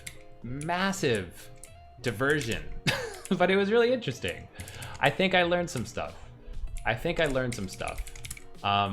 don't think that this is going to be code that we can really merge, but maybe I could get some help from somebody who actually knows how to work with this stuff, and then we could fix it up, put it into shape. No network stats. Yeah, that's because we only have a single node. Yeah, exactly. You know what? We could fix it though. We could fix it. We could make a better demo. That'll be fun. Why not? So if I rebuild the whole binary, I don't think I can do this with the fast rebuild thing at all. Yeah, let someone else write the front end. Yeah, I agree. Yeah, it's all open source. So it's this database called CockroachDB. It's I work for them, but it is all open source. If you want to poke around, play around with it, please feel free. We take contributions. If you get excited by this stuff, you know, you can mess with it. So let's see. To recap, we added a single we added a single new kind of statistic. We added network stats. and we added the amount of time that we're blocking on the network as well as the number of bytes that we read from the network. We went crazy trying to plumb stuff into the UI.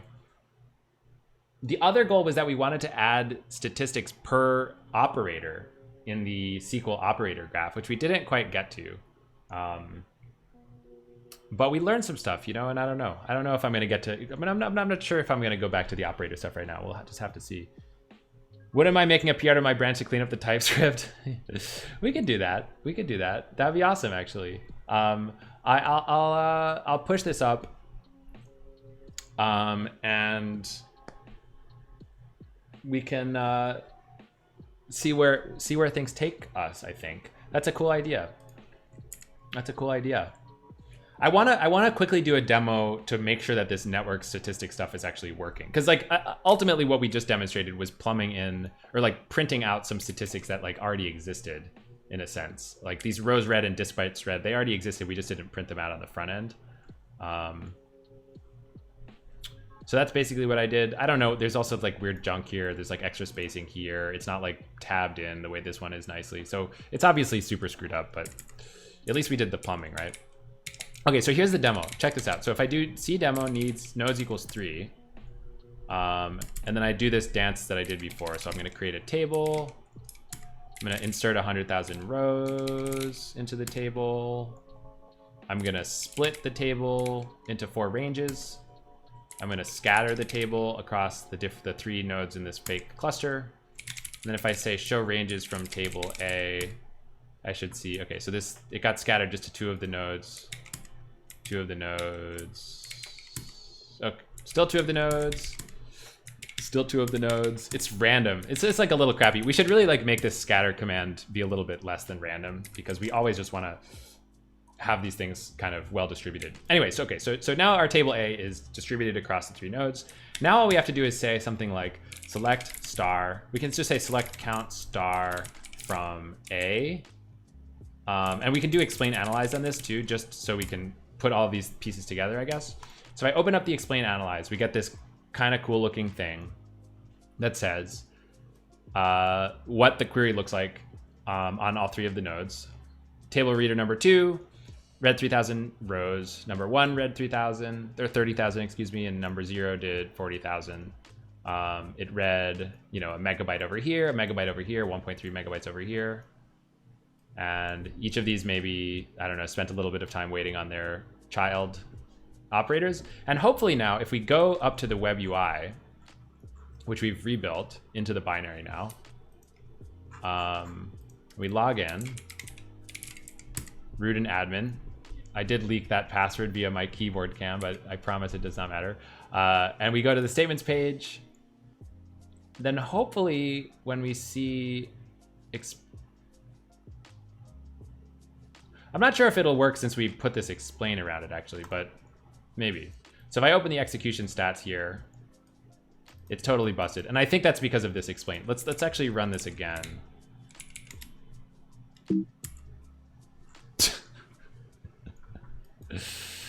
Oh my gosh. Okay. I think the problem here is that oh man, this branch has like several things on it, and part of the things that are on it are things that are completely busted. So I have to hold on a sec. Hold on a quick sec. I know what to do here. This just needs to be deleted. This little dumb baby commit needs to be deleted. Get rebase I origin master. Just get rid of this. Rebuild. No problem. Is the keyboard QWERTY or Dvorak? It's QWERTY.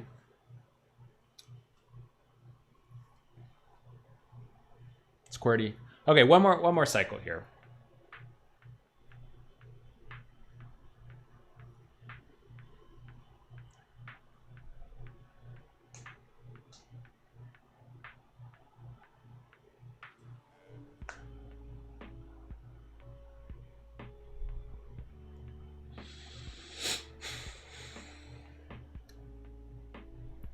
I should like take a mini sabbatical to learn TypeScript. I think it would just help my daily life a little bit, you know? I feel like it's good to be able to build front ends.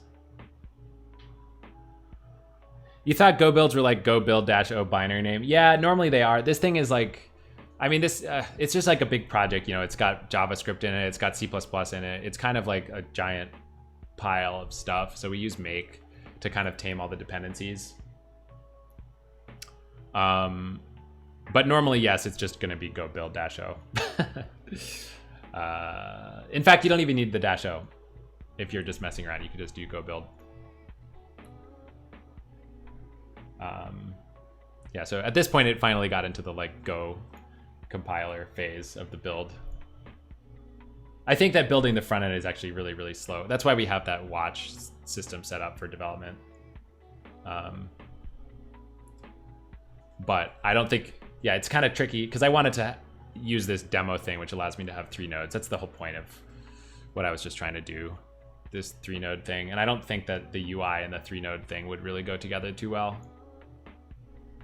Although actually, you know, maybe they would, because all it does is it does this like proxy thing, right? I don't know, whatever. I think I could have made that work, but I didn't feel like it.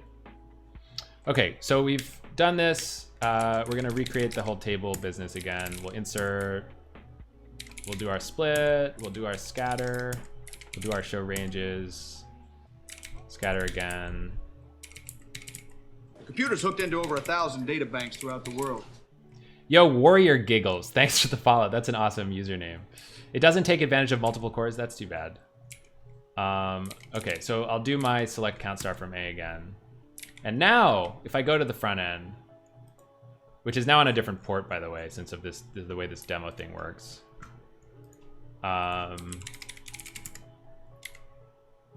Hopefully, we'll see something good here. You know, I wouldn't be surprised if we still don't see anything at all, but select count star from A, execution stats. The computer's hooked into over 1,000 Yo, data banks sick, throughout the but world. no network bytes. No network bytes. So not sick, actually. Not sick whatsoever. Stitched 83, thanks for the follow. One of those ephemeral ports. Yeah, exactly. Okay, so something's still kind of busted. And let's actually, out of curiosity, sick-ish. You know, no, I don't, is this problematic? Is this problematic? I think that like, it's a little bit confusing because the way that this works, it still might have to do with this demo environment, honestly. Because I know that, I mean, there are inboxes in here, so it probably should kind of work.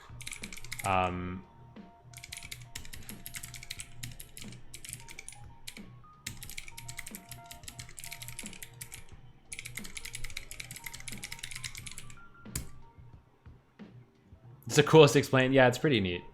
Run it in prod real quick. Which prod? Hold on. We need to do like select network bytes. What was it called? Network bytes red. Oh, I didn't add it to this stupid thing. Arg. Arg, arg, arg, arg, arg. Okay, problems are galore. You know, to be honest, I bet that I just didn't actually finish. Oh, I think I actually know what it is. Shit. And I just quit the demo again. This is irritating. Okay, one more time. I think the problem is that, look, so there's actually 2 versions of this stats collector thing for like another unrelated irritating reason. There's like an old version and a new version, and I bet the new version just wasn't enabled. And I didn't edit the old version because I'm lazy and just doing this for fun, right? So insert, sorry, one more quick time. We'll do our insert. We'll do our split. We'll do our scatter. We'll show our ranges. And then we're gonna say set vectorize equals always vectorize. Then we're gonna do our count, experimental always, whatever. Wait a minute. So wait. Quick. Select count star from A. If I do explain on this, I want to see this vectorized to be true, or else these stats won't really work. So I think there's a setting for this. Show all. I think if I do vectorize row count threshold, set vectorize. Either I can do this or I can recreate the like table statistics and then that'll make it work, but this is gonna be easier. Okay, cool. So that now works. Now I think if I do select, fuck, dude.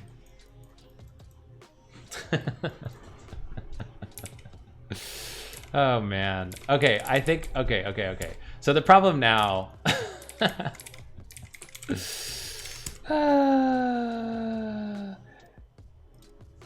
the problem now is that I think I didn't initialize this stopwatch or something, right? Line 52. Wait, line 52 of stopwatch. Line 260.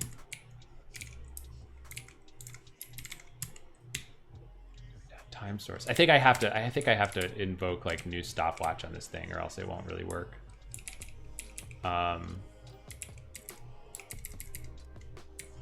That should be pretty straightforward to fix. So in init here, I can just say i.iowatch is equal to new stopwatch. Time util new stopwatch. No, what's wrong with this? And I guess this thing has to be a pointer to stopwatch.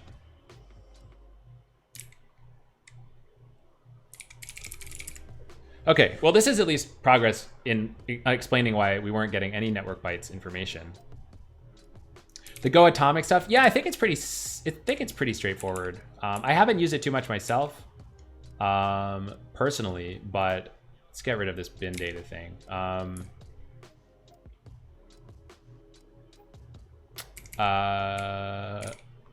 Let's just look at what we do here. So it's saying atomic compare and swap int 32. We pass in the address of an integer, and then it seems kind of just like a sort of standard compare and swap thing. Don't know. Looks like you could do it with pointers. You could do it with different kinds of integers. You can add things. You can load things. You can store things. You've only really used atomics for thread safe counters. That's a good use for them. All right, try this again. Create our table, insert our data, split our table, scatter our table, show ranges. Probably have to set our row threshold. So many steps in this little demo now. Select, count. What now? So line 265. This is what I get for not testing any of this stuff, right?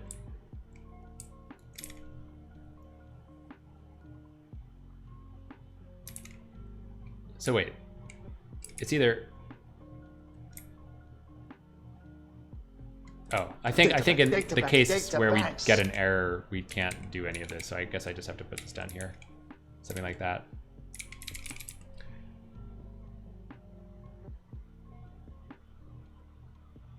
Go routines are, you can think of them as threads. They're basically threads. For the purposes of thinking about atomics, I don't think there's any real difference. I don't think Go really gives you a way to look at threads that aren't Go routines, right? I know you can, there's this thing where you can like pin a Go routine to a system thread or something like that, but that's like pretty sketchy. Hey, 3KOD, thanks for the follow, by the way. I think that that pinning thing is also sketchy. Like you shouldn't really do it because it means that you're being naughty. So we do our split, do our scatter, show our ranges.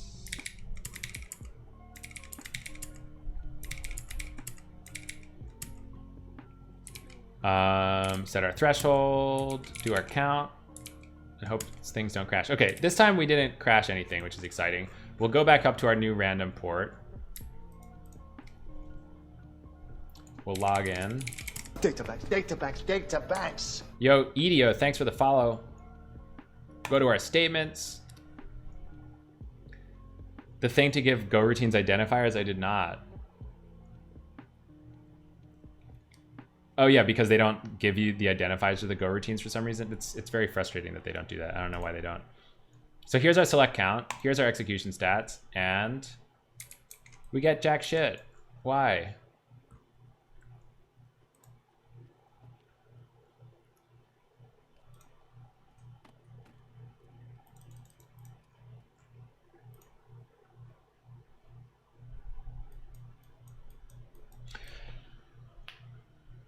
Ugh.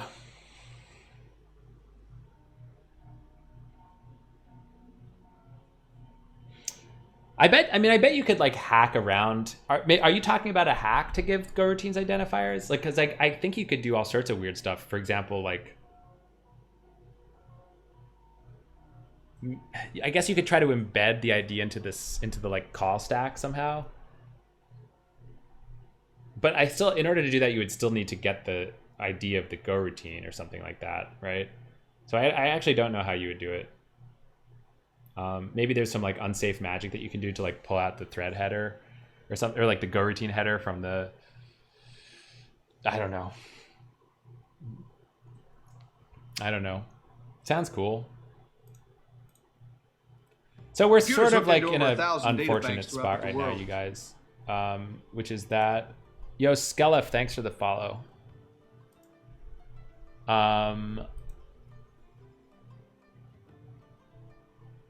Yeah.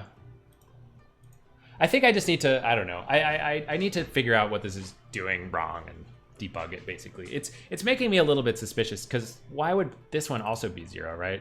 Like this rose red thing, we didn't set that up this time around, so I don't know why it would be not working properly. Out of curiosity, if I go to, you know, the other view of this thing,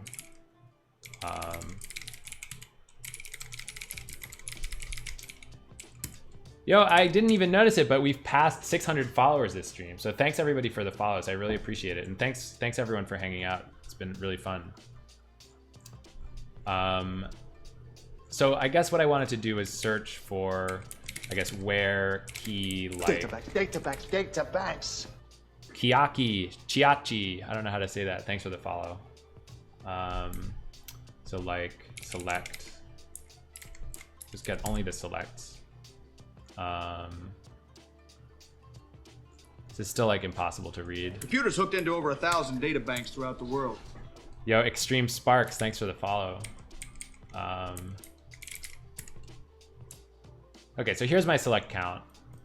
And if I had to look at the, I guess if I could do select key, comma, bytes, red, average, I get 0.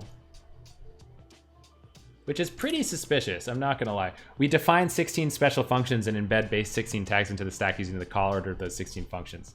Yo, that is actually super hilarious. That's actually not so different from what I was imagining. I still don't understand. Oh, so what they do is they don't actually get the true system ID of the Go routine. They're just making up their own ID scheme. That is super wild. I guess it makes sense. It's definitely wild. It's definitely like sad that they make you go to these great lengths just to pull out Go routine IDs instead of just giving you Go routine IDs, right? Like, wouldn't that be nicer? They just want a globally unique ID. Yeah, that makes sense. It's pretty cool. It's a pretty neat idea, I guess. So okay.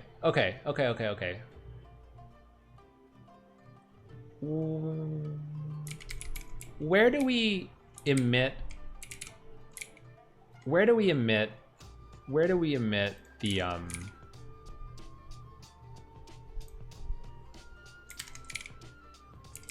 emit these things? Bytes red.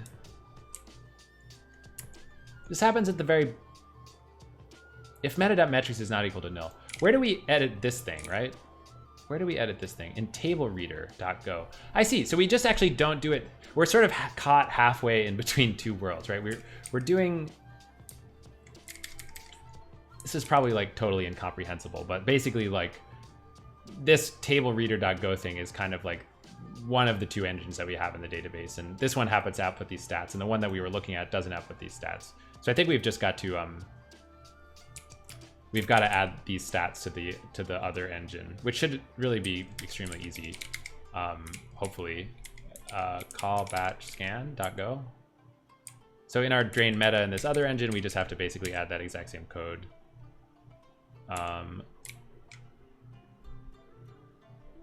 We can like basically copy it. The only difference is that we, instead of using this, the way this is done, we're gonna say s.rf. fetcher dot get bytes read. There's no such thing. Do we keep track of the bytes read here? Where do we keep tracks of the bytes read in that other guy?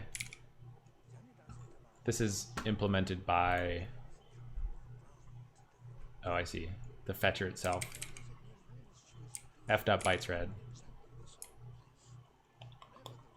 I think we probably just need to add it.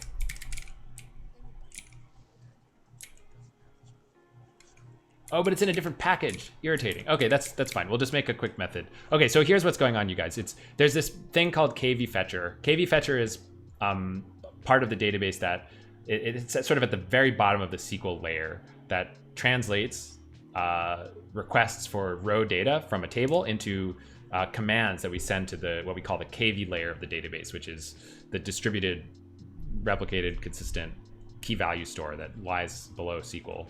And what's going on is that we use this same kvfetcher both in the new engine and the old engine, and this thing actually includes the bytes read, which is exactly what we want. But it's in a different package in Go, so we just have to define a quick little method on this struct that allows us to read it from the other package. So nbd, we'll just say func f kvfetcher get bytes read, return f dot bytes read. This is an int64. Okay, we'll say get bytes read returns the number of bytes read by this fetcher. Simple. Okay, so then over here, we just have to say sr.fetcher.get bytes read.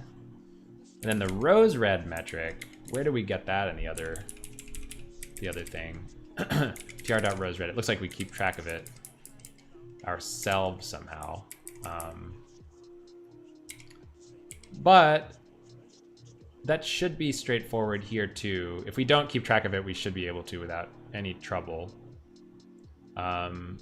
Because we can just count up. So we'll say rows read in 64. Wow, that's not how we spell read. Does CockroachDB replicate data across each node, or does it divide the data across each node? It's a great question. The answer is both.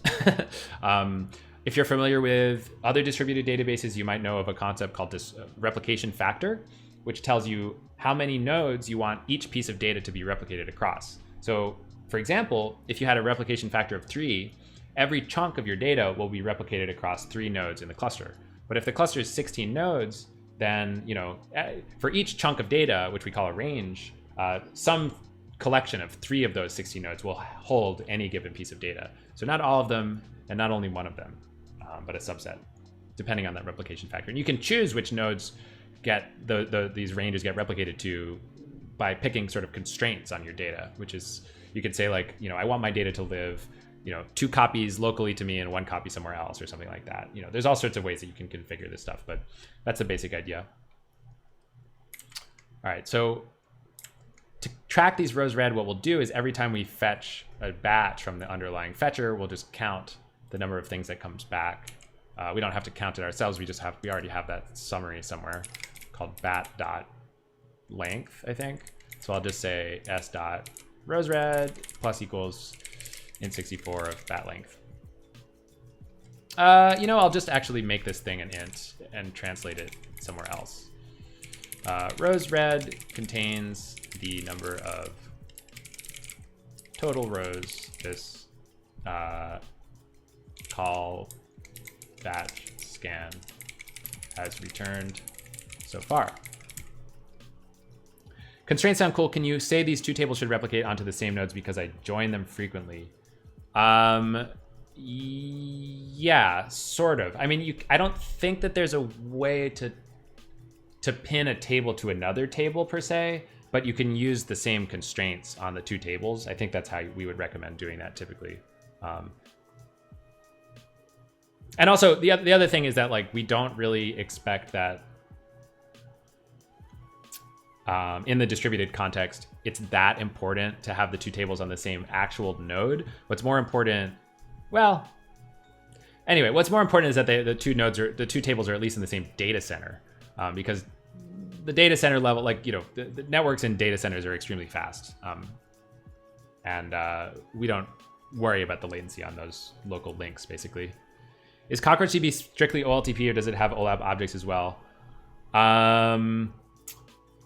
It's sort of marketed as an OLTP database, and it's definitely its strengths are in OLTP, but we support, you know, basic OLAP-y stuff, just the way any general purpose database does. I personally like to think of it as a general purpose database, if that makes sense. It's definitely not a Redshift. It's not a columnar. It's not like, yeah, it's not like, its data is organized on disk in a row at a time fashion, in a sense, which makes it more suitable for OLTP stuff. But, you know, in any OLTP database, you can also do OLAP stuff. You can do analytics, you can do basic stuff, and we can do that as well. I personally care a lot about making it, you know, reasonably efficient for OLAP, because that's just like what a lot of the efficiency stuff that I care about. The SQL engine has a lot to do with like making things efficient enough for OLAP, and that's what my team works on. So I have like I care. It's like a touchy subject for me. I'm like, it's like I want it to be able to do OLAP. You know, it's not its strength, but it can do it. All right. So we put this down here, and then back up in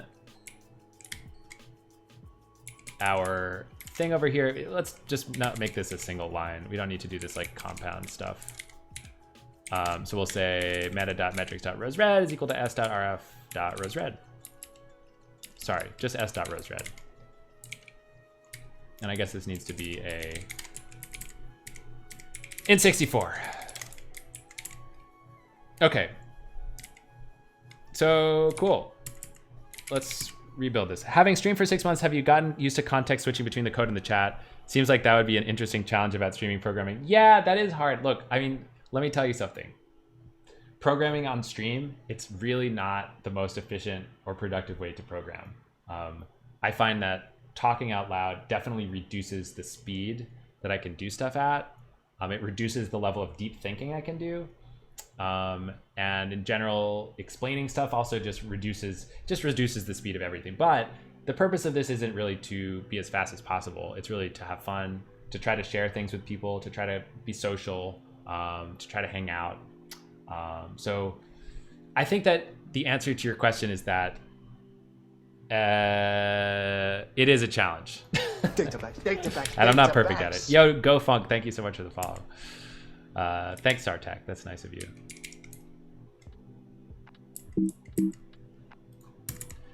Last question, do you have to define a master node that enforces ACID compliance constraints for all of the nodes, or how exactly is ACID handled if the data for a relational database can distribute? Okay, so the way it works is that every table is chunked up automatically by the system into what we call ranges. That's what I meant when I said the data lives in chunks. And each range has its own consensus group. So if you're familiar with Raft or Paxos, we use this algorithm called Raft that implements distributed consensus, which means that in a group of replicas of this data, there will be automatically elected by the system a leader, and the leader is the one that you have to read from in order to make sure that you're always getting a fully consistent view of the data.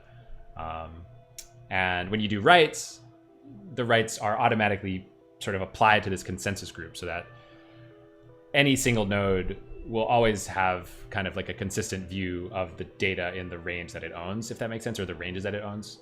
I don't know if that made any sense. It's a little, yeah, I think if you wanted to learn about this stuff, it would be better to try to read the documentation. Sorry, I don't mean to say that in a patronizing way, but the documentation that we have is really, really good, and it'll probably explain it a lot better than I can.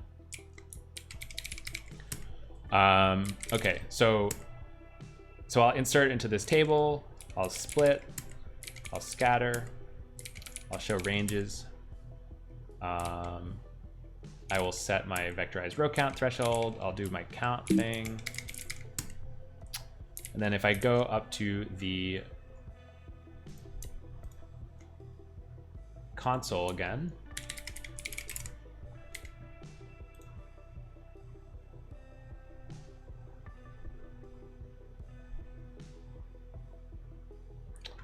select for me. There we go.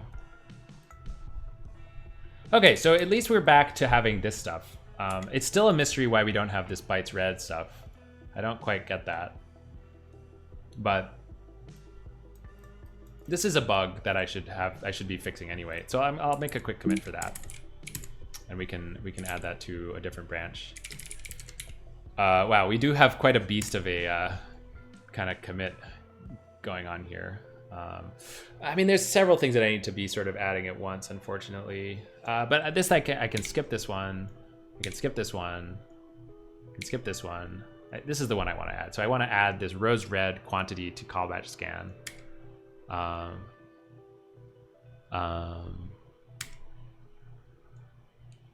all these things. And we don't need this stuff. Go Funk. Hey, thanks for the compliment, man. I appreciate that a lot. Thanks for joining. And yeah, do enjoy yourself. Do check it out. It's a pretty cool piece of technology. And it's all open source, which I think is pretty cool. So if you really want to dive in and learn, it's all there for you. Okay, so our commit message here is going to be essentially call fetcher. Wait, I think there's one other thing that we need to add to this commit. Not this, not this. So essentially, like, we added this rose red metric, and we didn't add the piece that uses it, I'm pretty sure, which live in the kind of higher level component that, yeah, we need this as well. Get right.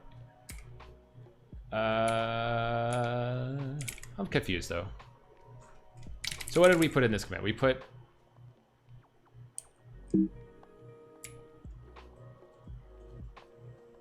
oh no, this does make sense actually. So it's just this. I did miss one piece, but it's not the piece that I thought I was missing. So we'll say call fetcher.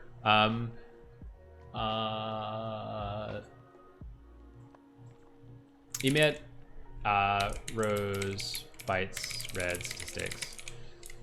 Previously, the vectorized engine wasn't emitting the same rows, bytes, red statistics that the row at a time engine was. This commit corrects the issue. You refactor large-scale database architectures. You're interested in how it stacks up to the other RDBS sharding and distributed technologies. Cool. Yeah. That's awesome. I'm happy to answer more questions, by the way. Sorry. Yeah, I think, yeah, if you do have more, shoot, I'll do my best. Release note, SQL change. I guess this is really a bug fix. Show statistics for rows, bytes, red, even if, I guess I'll just say in the vectorized engine as well, which we're missing before. Okay.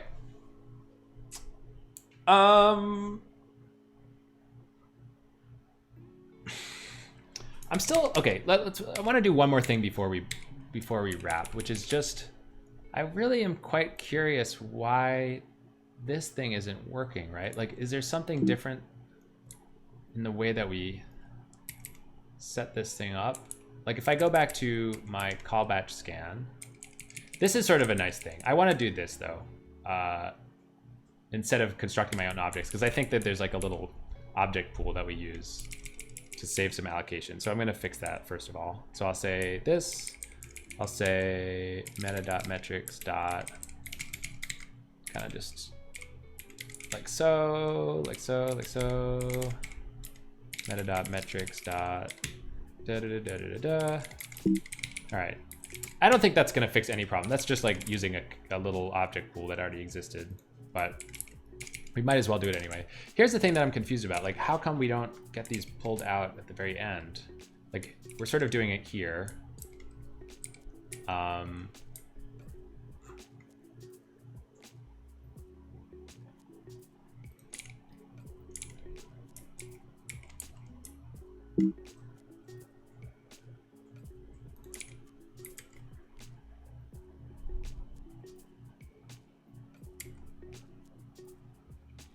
Oh, you know what? I think I know what it is. I think we forgot to plumb these guys all the way through in that other proto, I'm pretty sure. Didn't we? Like, we set this thing. record. We didn't do it down in record statement. I'm fairly sure. Oh no, but we did. We did this.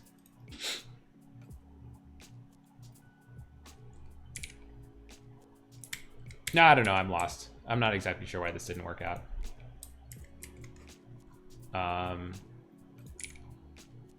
Unless we don't pass it from here, which would explain a lot. What are the stats that we set up here? Record statement summary. Stats. Stats is just what we return from this. Stats is what is inside of receiver. Man, this really does go all the way. No, we do set it. We do set it. Okay, I don't know. I don't know. It's a mystery. It's a mystery. I think it's going to have to be a mystery that's going to wait for another day, though, because I'm getting a little bit tired. But yo, everybody, thank you so much for tuning in. This was really fun. Sartak, thanks so much for sticking around for so long. GoFunk data is my drug. Thank you guys for hanging out. Everybody, it's been really fun. Here's my schedule. G Doctors, thanks for the follow, by the way. Here's my schedule. Every Friday at 3 p.m. EST, I do a stream. So I hope to see you again at Everybody that next knows that relational databases don't scale. Kiachi1224, thanks so much for this Prime sub. Join, Really appreciate that. and write to disk. Anyway, so Friday 3 p.m. I think Sunday at 6 p.m. EST. Computers That's hooked going to be into the over new 1,000 time. data banks So, throughout the world. Check me out. Follow me on Twitter if you don't already. Follow me on Twitch, and I'll see you all next time. So right now we're going to find someone to raid. I do love to raid a Mario streamer because I just really like watching Mario. So we're going to raid a Mario streamer, you guys. But do have a fun time, and let's just quickly raid this guy. So raid.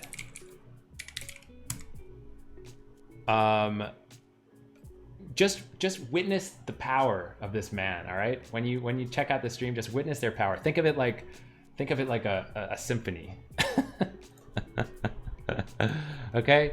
Okay, so have a great night, everybody. Have a good rest of your week. And I'll just I'll see you next time. Goodbye. Almost 5 hours. I don't think he'd even played the game in 2 weeks.